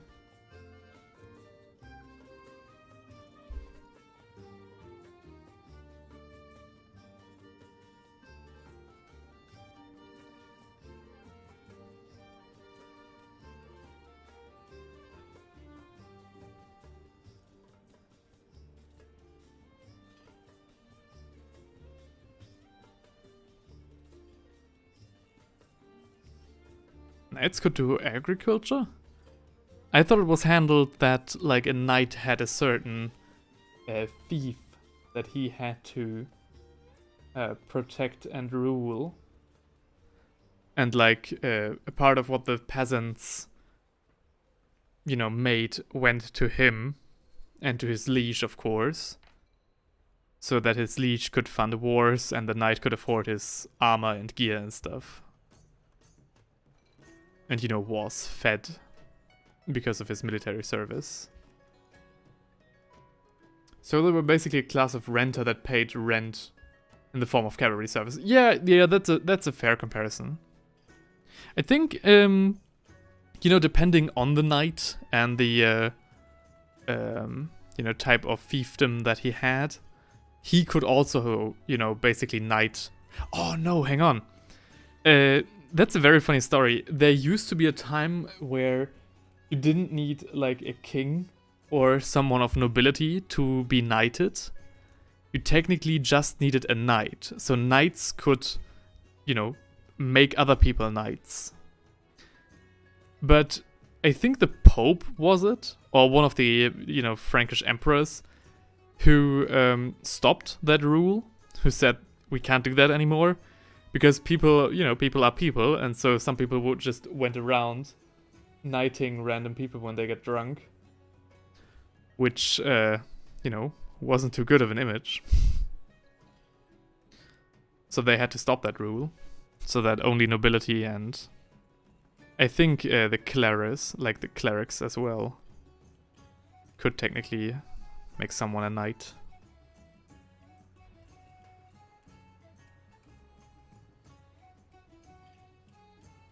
Wild times, wild times. Any well-equipped cavalry was a knight, yeah. Which sometimes leads to quite a lot of confusion when talking about knights. Sorry. Can literally not see anything.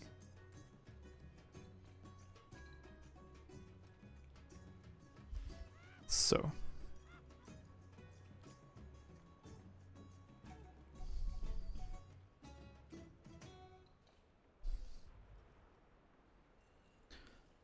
Okay, I think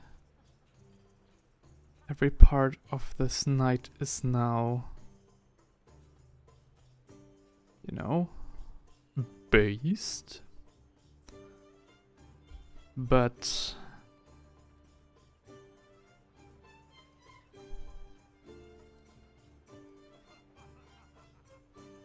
sorry for jerking him around so much. There are just so many crevices and, you know, parts that I need to look under or into, that there's just no way that I can have all of this be displayed properly and in focus.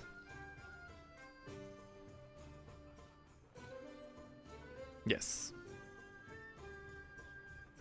Empire Hightower, Empire Hightower, Emperor Hightower is correct about what the roots for knights, like where it comes from. That being said, even equites in ancient Rome were considered nobility.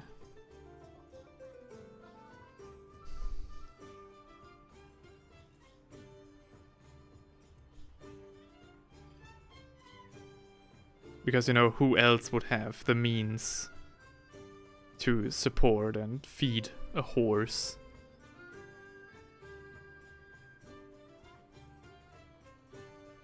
There's so much I still have to learn. I mean, yeah, everybody has, right?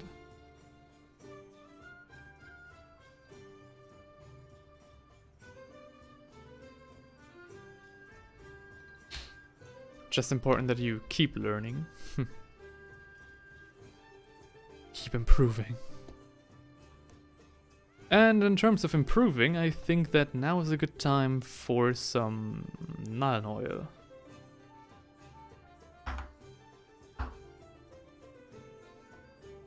Oh, there it is.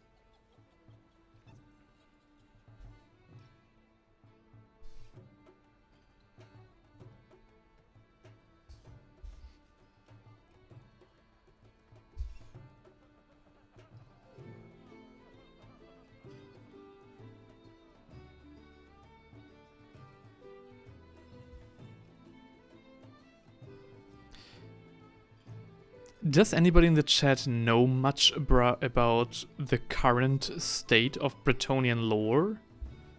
Maybe that's a weird question to ask, you know, considering who's in the chat right now. No offense to anybody. But, like, I have trouble overlooking how, you know, how the current Bretonnian state is right now. Because they used to be just noble knights, but then they got kind of like grimdarkified, with like, you know, hunting their peasantry for sport sometimes and stuff. But I'm not sure how that went. All right. See ya, Emperor. I think we'll see each other in like 2 hours or so, when it's time for company to get lethal. But let's see about that. Have a nice evening till then. That sounds barbaric. Yeah, it does. Which is why I'm not sure which part got retconned and which is still accurate. Especially considering it's the old world. Haven't been able to look much into that right now.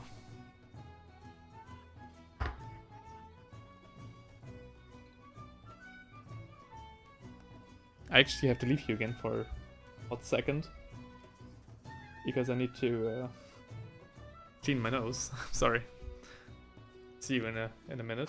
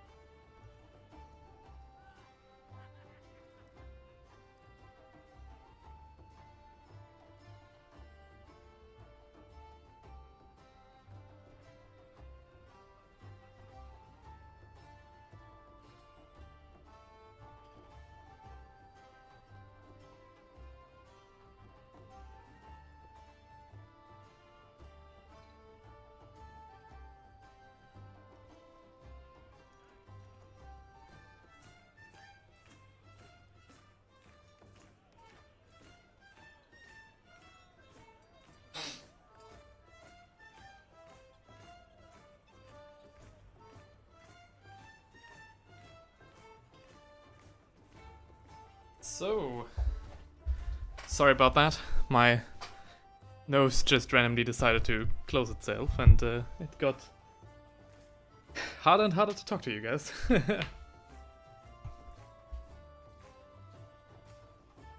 Okay, Adam says he doesn't know anything about Warmalore, which is, you know, alright. Just know a little bit, but not too much.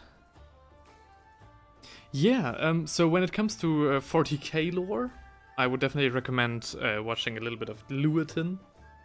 I'm gonna type his name in the chat. Lewitton. Great YouTuber, great guy on, you know, when it comes to long form 40k lore. Very entrancing voice. Yeah, again, very nice to listen to. He knows a lot about 40k lore and does a lot of great videos on that topic. When it comes to fantasy lore, though, and Age of Sigmar lore, I don't know. I don't look that much into it. Maybe that's a gap in the market that I need to fill, but now I need to focus on the projects that I'm already doing. Okay.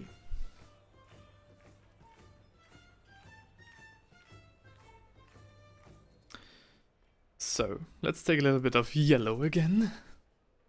Because not only do we need to get rid of the stripe on the neck of the horse, but also there are a few stripes on the garment of its legs that we need to take care of.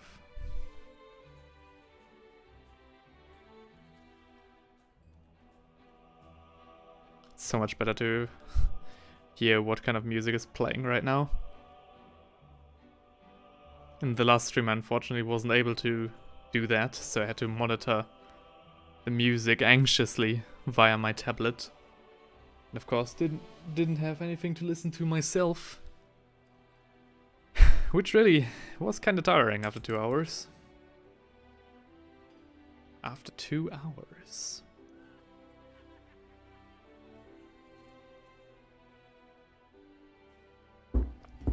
Starting to slur my words already. Sorry about that. So. Some good old classic Avalanche Sunset. For the horse. Down here. Oh? You don't hear any music?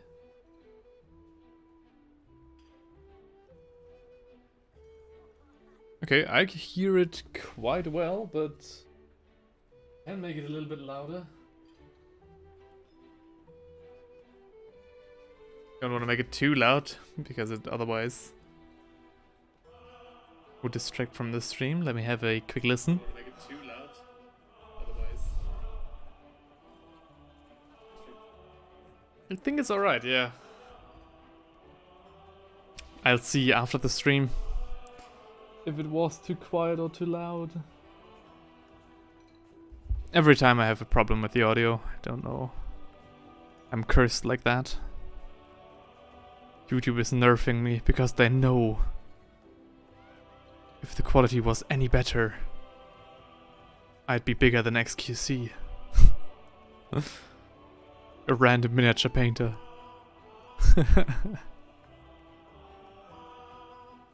The music sounds good to me? Nice, okay, good to hear. Thanks for the feedback. Can you say more about what you are up to? Why did this mini need rescuing? When will you be satisfied with it? Alright. So I'm up to in general. So I felt quite bad after the last year because I had to do, you know, a lot of work for university. I worked a lot, I worked a lot at my job. And the miniatures that I did put out were mostly about 40k, because I've got 50 Terminators from a guy from eBay, without pay. Because I made him the offer that I would paint his entire Deathwing compartment for free. Basically an eBay rescue, which I didn't have to pay for. Which was fun, and I'm still in awe that the guy trusted me that much. A random stranger, pretending to be a YouTuber. Could be anyone, I mean. So that was very cool. But it was, you know, mostly 40k. And it did take a long time because it was 50 miniatures. And at the end of the year, I basically, you know, looked back at my early beginnings. And I remembered that this channel originally, you know, with the Cursed City and everything, was supposed to be more of an Age of Sigmar channel. Because every miniature painter was painting, or like most of them were painting 40k. And there weren't a lot of people painting Age of Sigmar or, you know, fantasy. So I was like, okay, I'm kind of disappointing a lot of people. At least it felt like that. So I wanted to return back this year to more Age of Sigmar, to more, you know, cooler projects. And that's why the release of the Old World, you know, has been quite a blessing. I hope that they will release the High Elves very soon, because then stuff will get very crazy. And that's what I'm currently working on right now. I'm currently working on a bunch of skeleton boys. Let me zoom out again. You can see them right now. They're on my desk. I'm making a basically everything you need to know about Tomb Kings video. Because they are, without a doubt, you know, the easiest army to paint. You know, tournament ready, if you want to put it like that. So, that's kind of like the guide that I want to do there. But there's also a lot of other stuff coming. I need to think about that. To your other questions,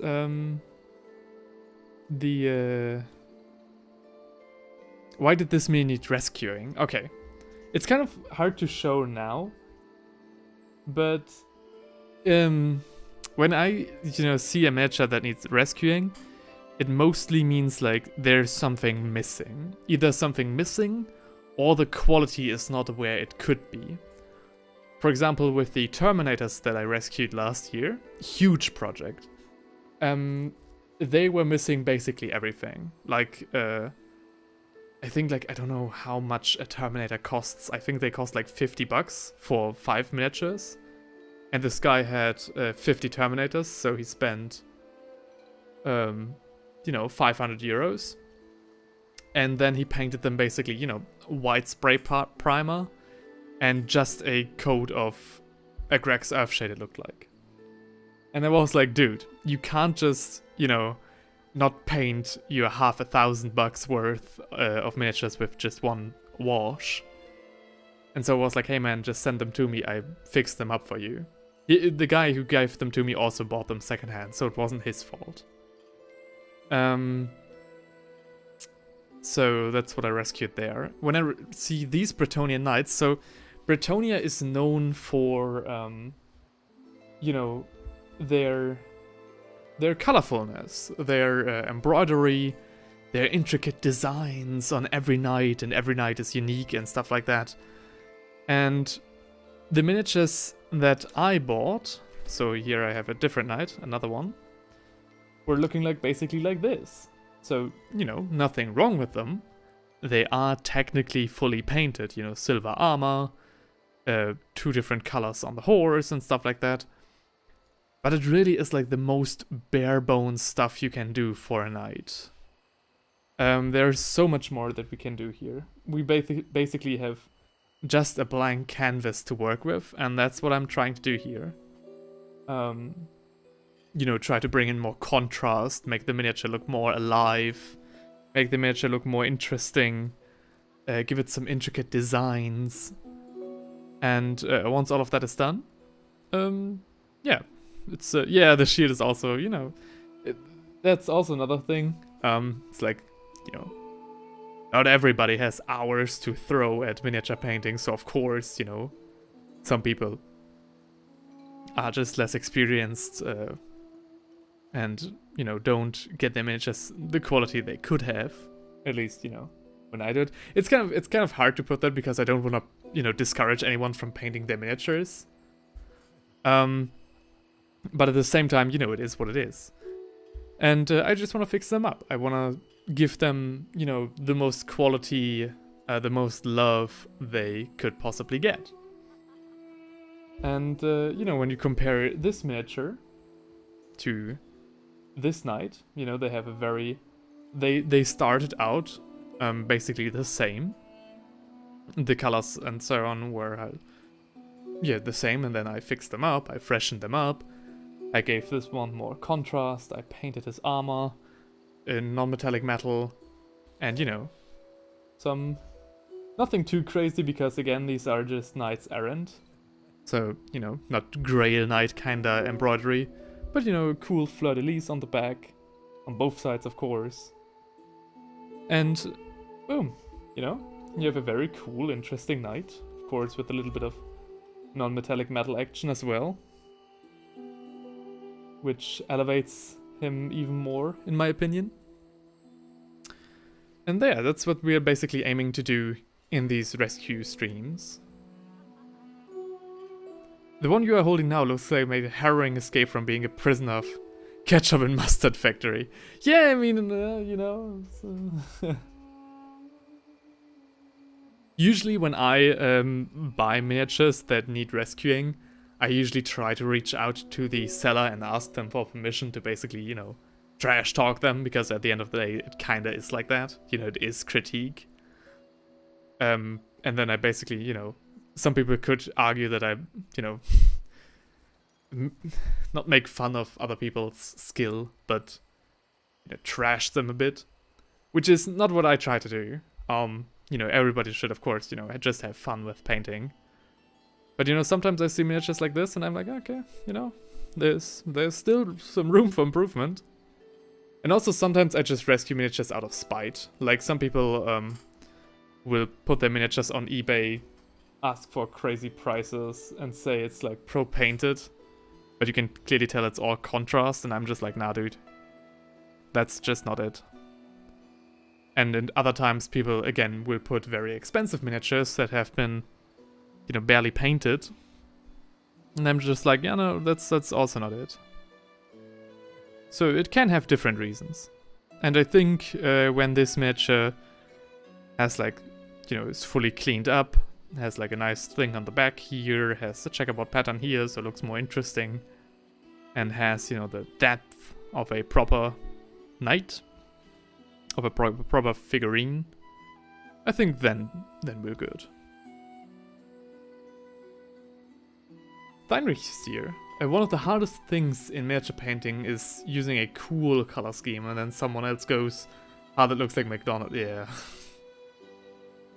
Were you able to keep the 50 Titans you painted, or did you do that on a volunteer basis, just for content? I did that basically just for content. So I reached out to the guy, because it was like an entire army, right? So I was like, okay, you know what, let's do a bit of story time. Why not? Let's do this. Okay. So the guy basically, let's get the mic up. I'm gonna do a little bit of story timing here. Brink of bad time. So the guy with the Terminators, when I saw that army, I literally could not believe what I was seeing, right? So expensive miniatures, so many expensive miniatures. You know, the guy basically had to buy them all at once, fully built, and then, you know, primed, the base was ready, and then just barely painted. And I was like, what am I seeing? I was shocked. I was literally shocked. I think it was in a Discord with Steinrich. So he can, like, you know, he's my witness to my shock and awe. And I was like, nah, dude. It felt like I had to do something about this. Maybe I'm just crazy, but, you know. And then I was like, okay, you know, the guy wants 350 euros for these guys. I don't have that kind of money laying around, and I'm not interested in, you know, actually owning these miniatures. So I was like, you know what, let's do something crazy. Let's just hit the guy up. I sent him an email, basically saying, hi, my name's Jan, I'm from Brink of Art.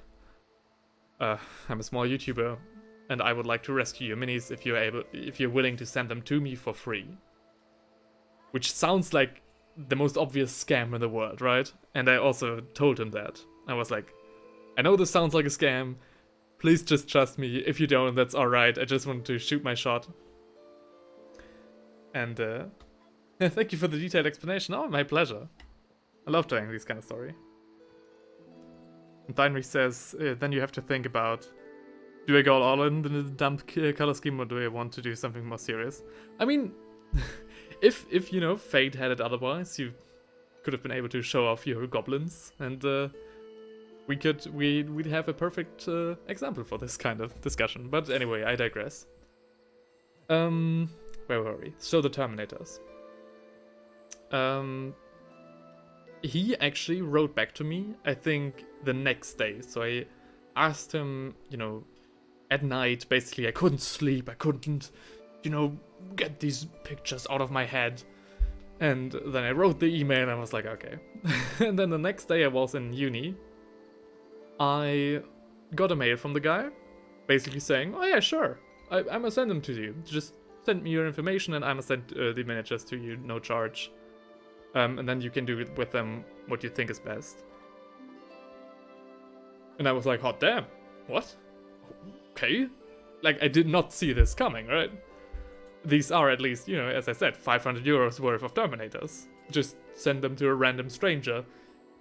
I mean, I could be anyone, right? I could have pretending to be anyone. My eBay name is not Brink of Art. Why would it? It sounds like he scammed you for free painting. No. It's like, you know, I wanted to paint them, and I didn't want to own them, and I got 2 videos out of it, which I think, you know, I think I made reasonably well. It was such a huge project. I actually struggled putting it all together in 2 videos. So, you know, on my end, it could have been more higher quality production. But it was a cool project. And also, so there were a few things.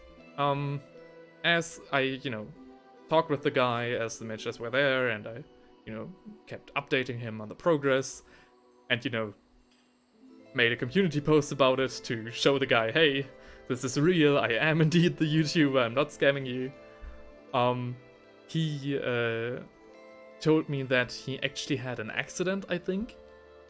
So he had like a bad accident and couldn't keep his hands still. So he was indeed aware that these miniatures, you know, were not up to code, basically. But he couldn't really do much about it because he had trouble, you know, painting. And, you know, that... I think I didn't mention that in the video. Yeah, I think I didn't. I don't know if I forgot stuff. I forgot to say stuff.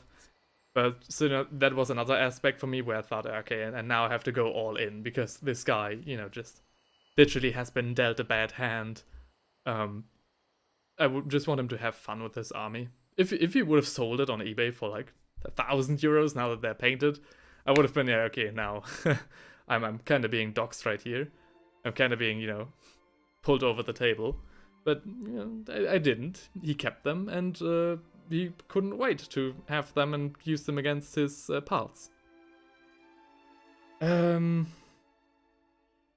what... Hang on.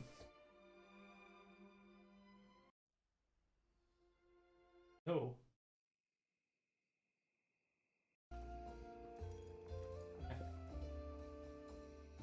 And another thought that I had, so I think since the beginning of this channel, I wanted people to basically send me stuff. So like, I don't know, dig through their old pile of shame, or see something on eBay and say, hey, that could make for an interesting project.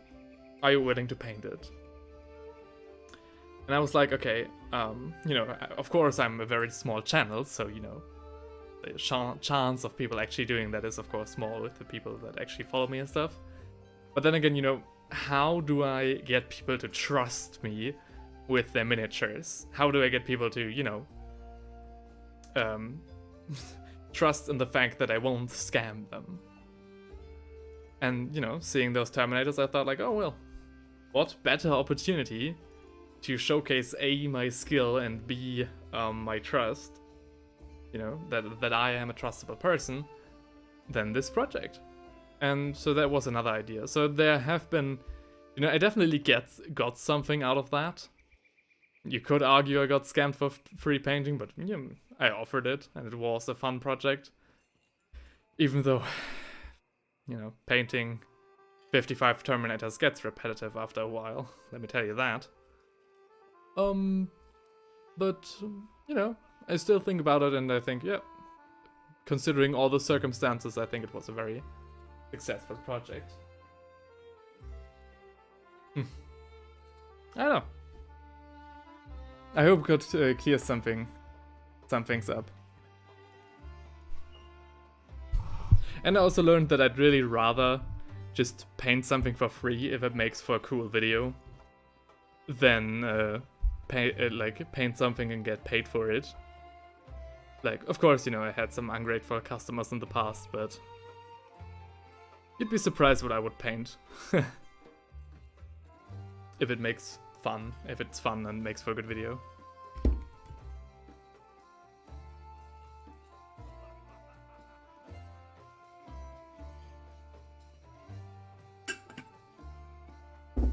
You know, if people want to pay me anyways, I'm not gonna stop them. But that's not the main thing here. If people want to breathe new life into their armies, I'm definitely, you know, an address they can turn to. Or at least they want to be.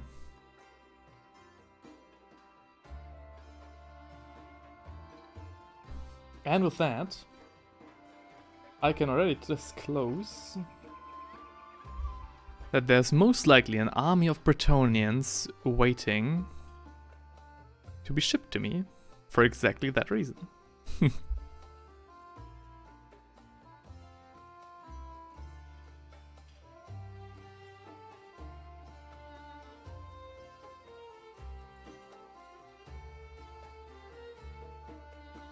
Which is again going to be a very fun project because, you know, as opposed to the Terminators, Bretonnians are actually different.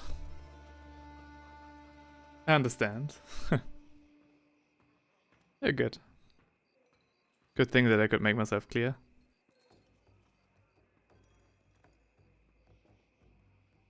And it's a standing offer, you know? If you think, yeah, like, you know, somebody who has a miniature that could be interesting to rescue and stuff like that, just hit me up. My link, like my email address, is in my profile, as well as my Instagram address. And I'm always happy to have a look.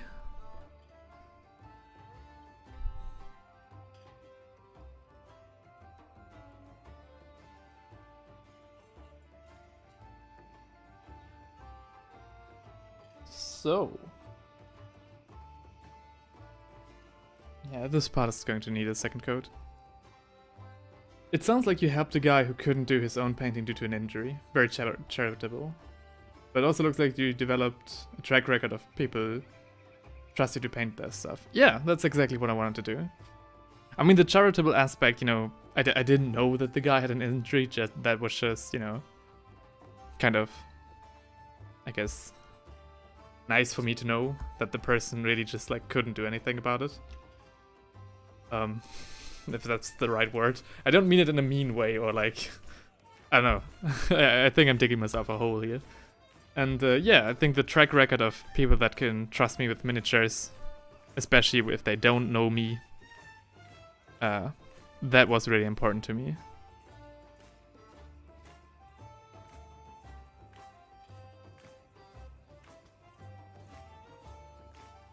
Oh, sorry.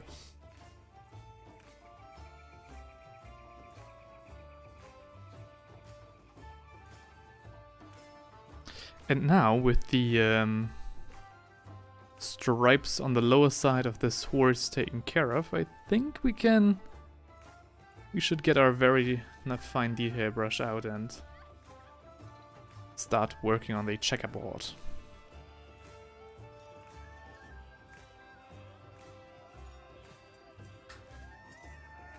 Just one more drink for the road.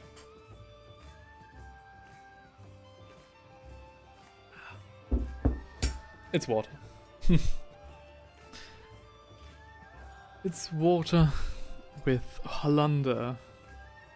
What's it in English? It's Holunder in German.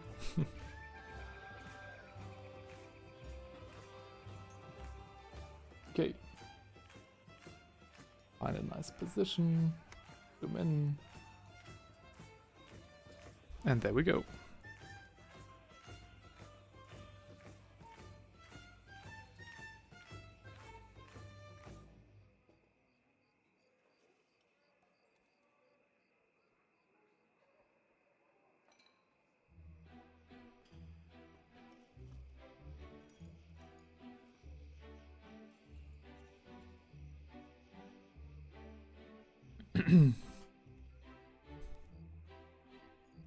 I'm probably not going to talk much about while doing this, because I need to focus so heavily.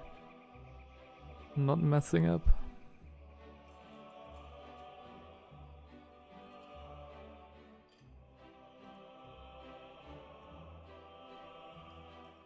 I also think I need to kind of like bend around here, don't I?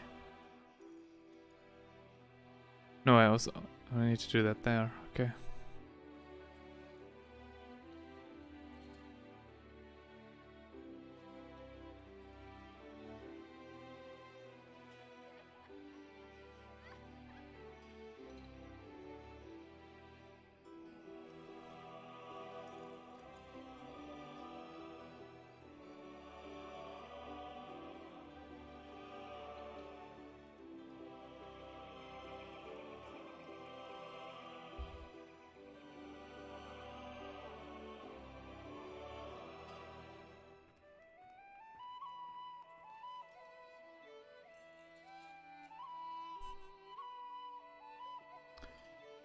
Yeah, I don't need to go 180. I only need to do this basically. Yeah. Yeah.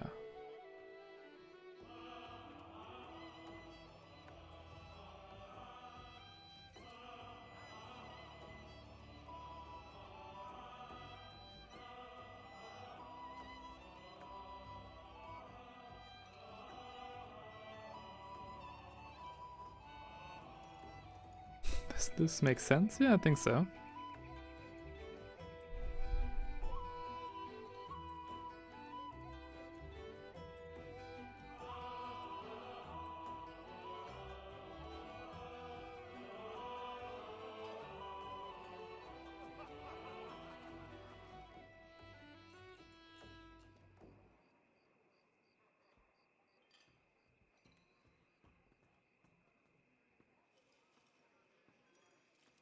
I think the one thing really bothering me right now when it comes to content creation and making videos is that I you know, am falling so far behind in terms of schedule and content and stuff. And I have so much planned for streams, which I consider to be, you know, cheap content. But the videos are taking way longer than I thought. For example, the Tomb King video should have been ready this week, but it clearly will be done next week. But next week is also, I think, a gaming stream planned for a not 40k game, which I wanted to announce earlier, but didn't get to. Because again, time was running out. And I have to still prepare stuff for university. There's a lot going on recently.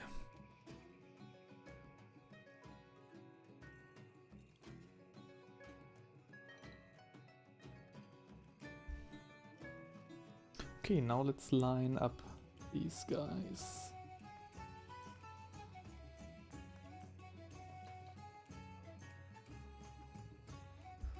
Can't see. Okay. Now I can.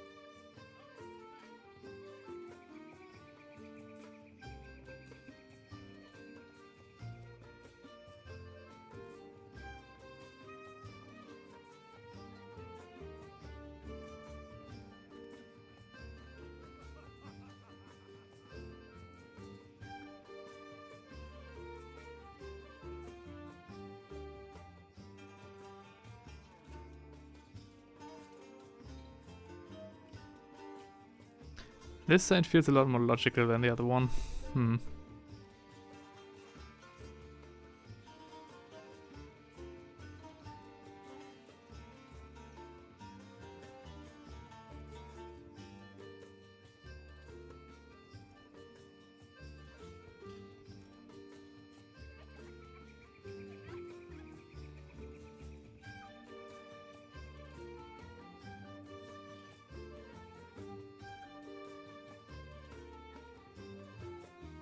Yeah.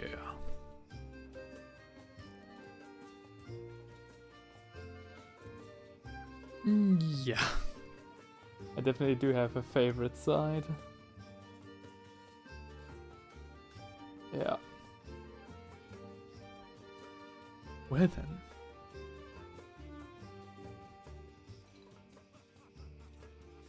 Now come the vertical lines.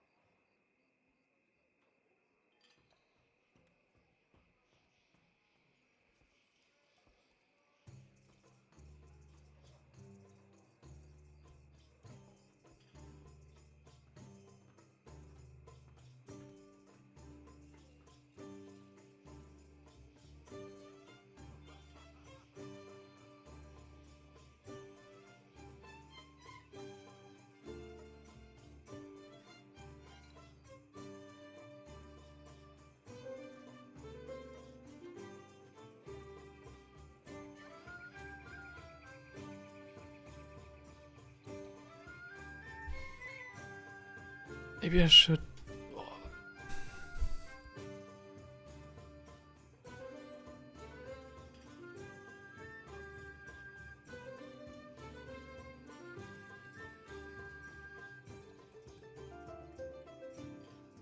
Did that help? No, it didn't. No.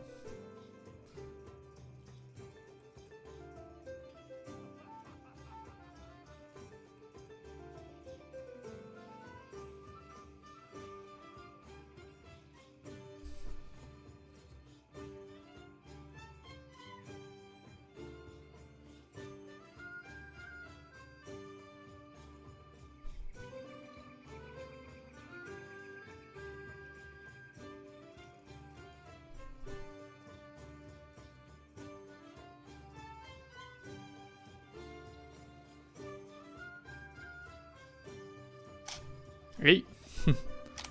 Don't you leave me too.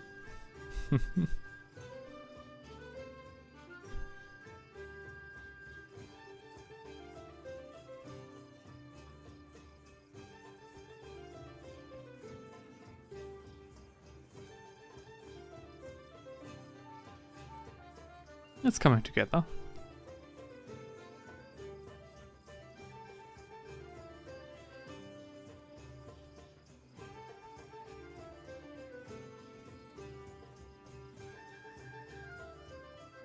Yeah.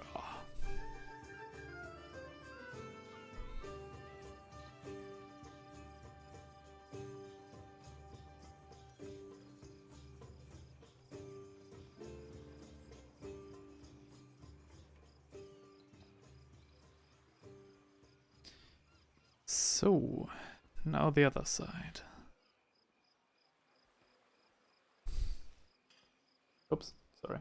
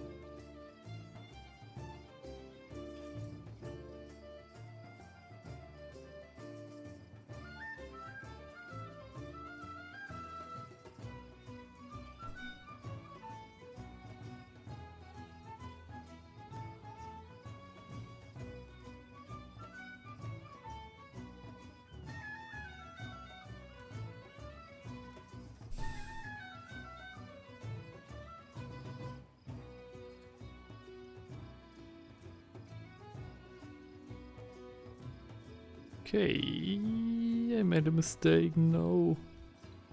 Oh, whoops.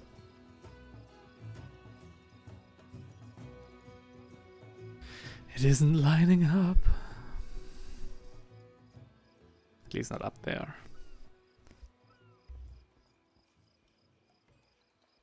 I mean, thankfully this is the angle we'll see the least.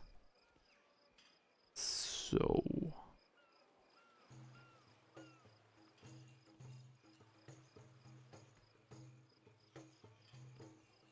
it'll be alright. Yeah, that's okay. Okay. So, the groundwork is laid out for our checkerboard. And now it's time to do the checkerboard.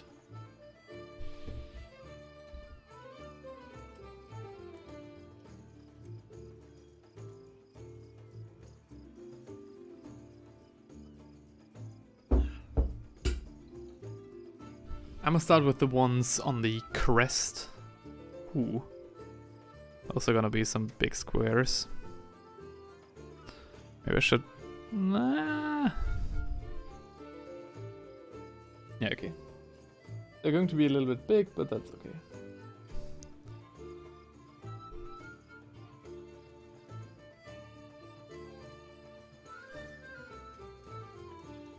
I wanna have this one blue.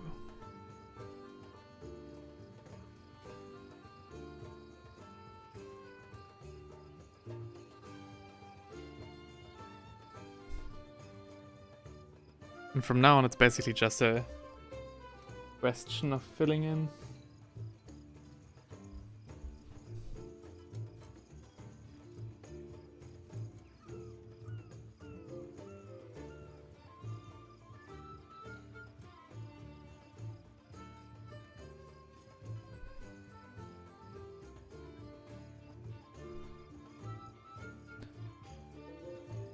And with that, I would say the second most difficult part of this experience, of this task, of this rescue, so, is done. The most difficult is gonna be the eagle on the back. But that's still got some time.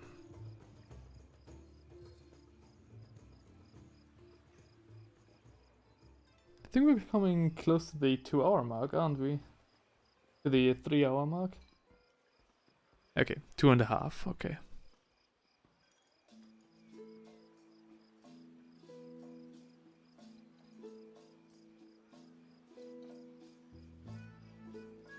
Yeah, I think I must stream to at least 19:30. I think 3.5 hours is... that's where proper stream begins. Everything below that is just... like... unimportant. Yeah,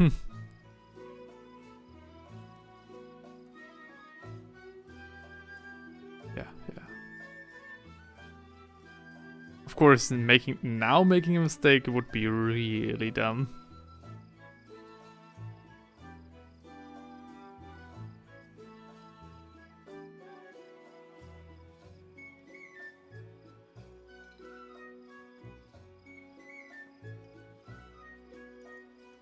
I mean, of course, there is a chance that it won't line up in the front.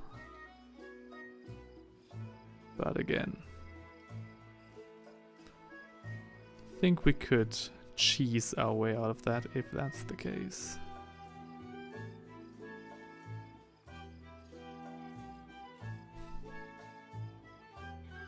It definitely looks a lot more regal than it was before we started this rescue.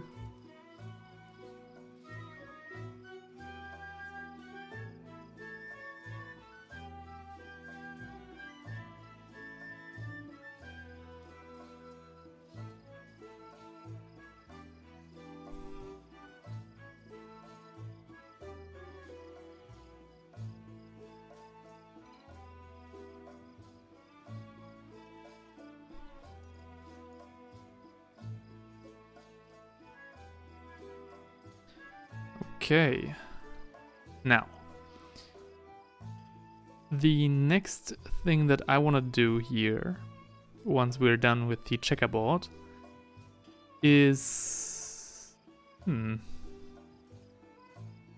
think we're going to touch up these stripes down here. And then we will... I think we'll take care of the armor. Oh, we need to also, you know, change this color from red to blue.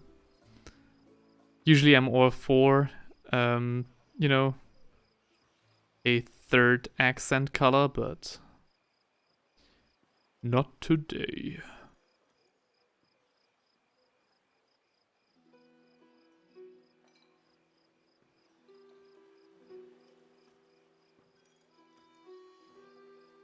And I need to change the music.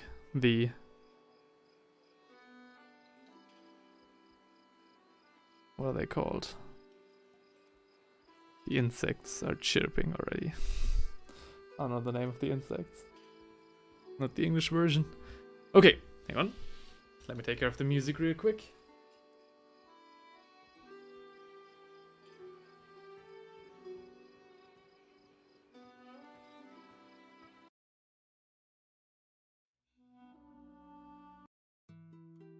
Yeah. That's a bit better. Okay.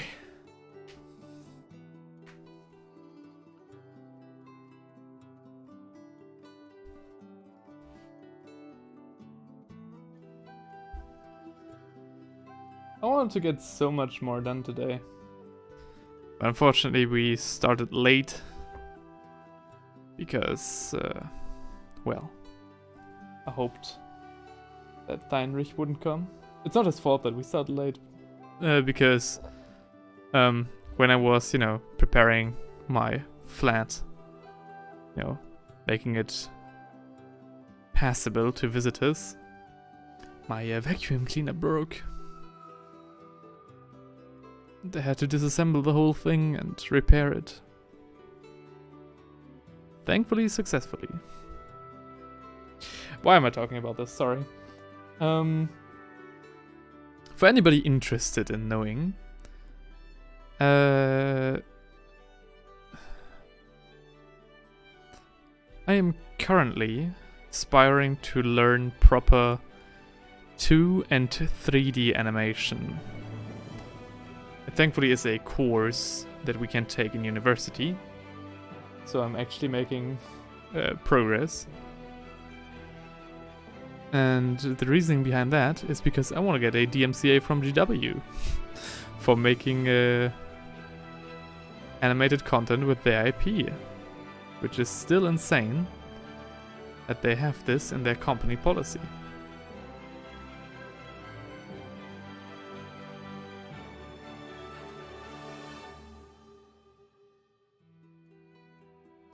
Planning to do, you know, a few short stories, a few animatics, and of course, with, you know, with the 3D animation, way cooler intros for these painting videos. But again, it's all still, you know, very much castles in the sky. Still have to learn how to properly do this, and I make myself no illusions, it's gonna be difficult.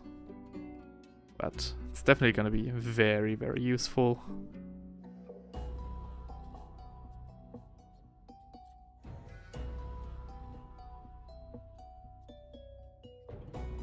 But again, another thing that's going to take and cost time from my already limited budget.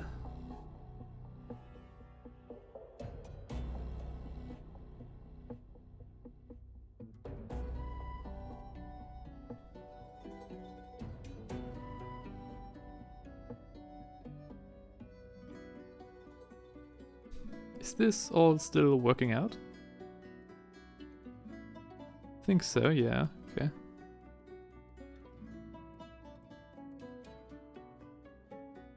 Okay, we need to be careful that all of this is still lining up. Be really unfortunate. We did like a dumb mistake here.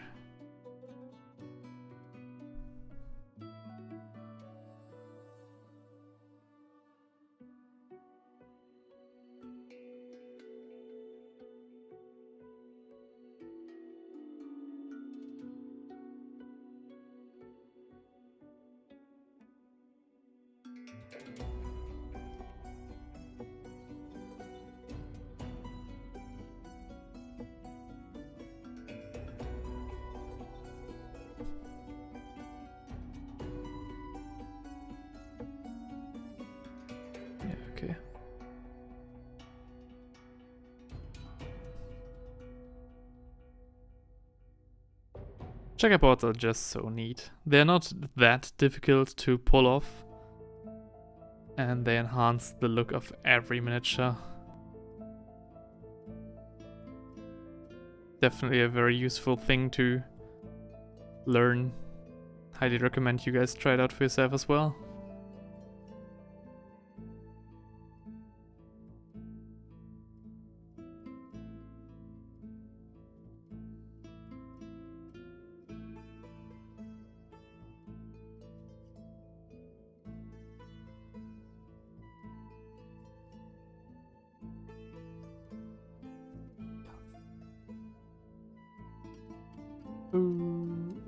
Okay.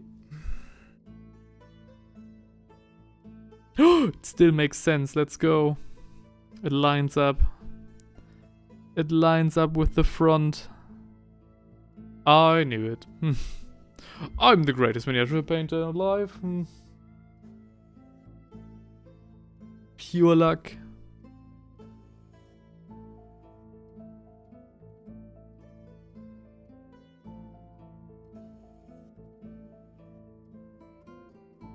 Of course, this stripe needs to go, but I'll take care of that in a minute. In a minute or two.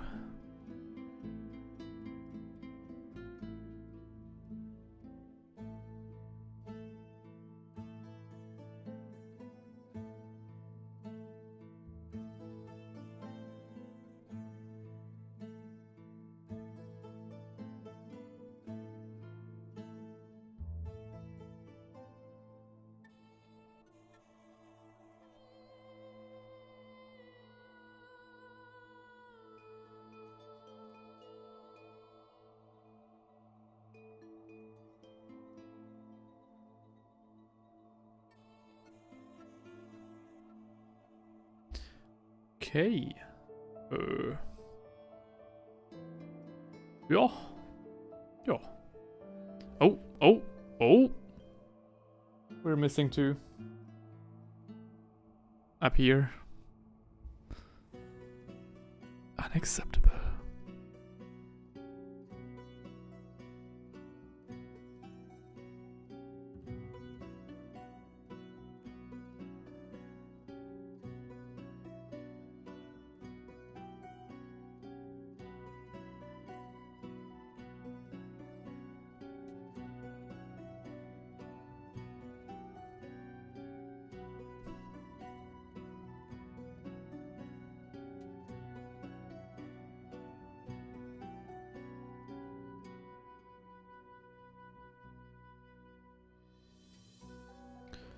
Okay.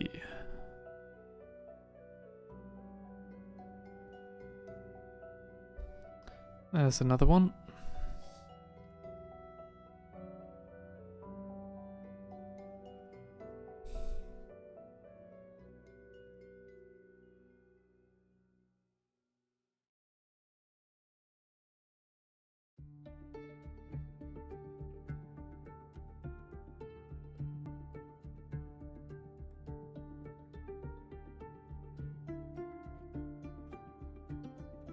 Okay. Yeah. Hang on.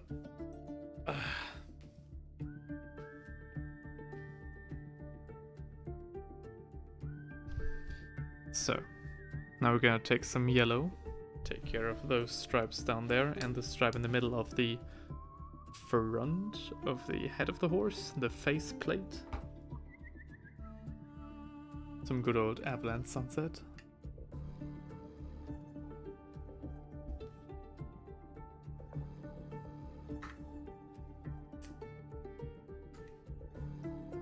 Whoa.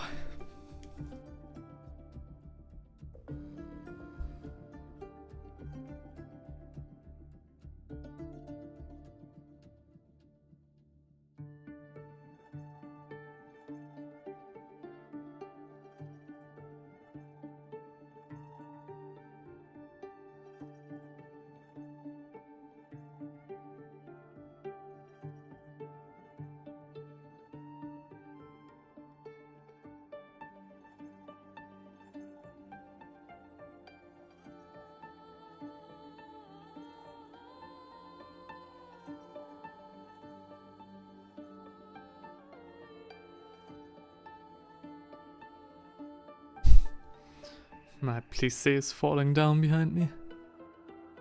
It's a very old one, so that was somewhat to be expected.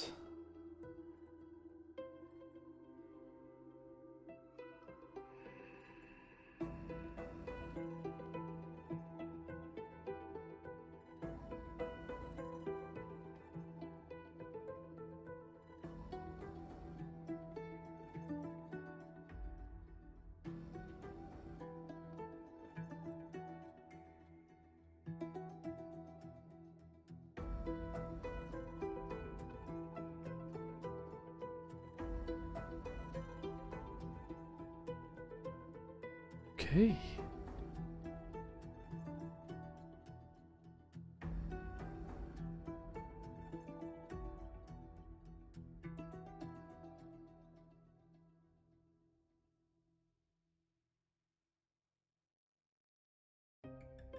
Okay.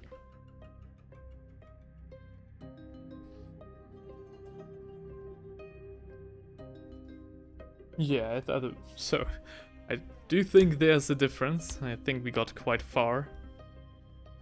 And if this sounds like I'm ending the stream, then that's because I think I pretty much do. I think there's nobody watching right now. Maybe I'm mistaken, but I don't see it in the metrics anymore. And I've gotten quite tired. Oh, only how long? 2 hours and 48 minutes. A bit sad. Couldn't make the 3 hours full. But there's nothing meaningful that I could add now. And I also think that even if some people would watch the VOD to this, place, I think there's nothing interesting. Like, I think if there's someone watching the VOD till this point, write what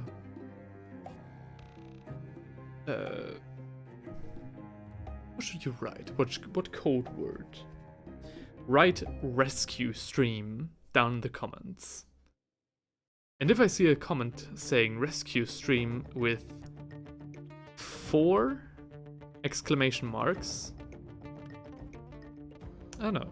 I'll think of something interesting. I'll think of something nice. Trust me, I will do. Do your part, and I do mine. But, as I said, I think this is a good time to call it for today. It was fun. It was quite fun. I think we got quite a lot done. Another fine rescue. I'll work on this off camera and post the videos in the thumbnail and on the community tab, as I did last time. And yeah. Thank you very much for everybody who showed up. Thanks to Sunny, Adam, Hightower, and Deinrich for providing the stream with a lot of conversation, which which I highly appreciate, and which definitely helped a lot. It helps always having some people to talk to and talk with at the end, and talk with during a stream. Sad that Deinrich couldn't come. If he could have gotten here in time, or could have gotten here at all, I think this would have been like 10 times better. But maybe next week. The next stream will be next week on Saturday again, I think. Maybe on Friday, but I think Saturday is a safer bet. Yeah, it will be on Saturday, because on Friday I'll be in Dune 2. Yeah, so that's all about that. Yeah, everyone, have a nice evening. Thanks for showing up, and I'll see you in the next video or stream. Thanks for showing up, and until next time, have fun painting.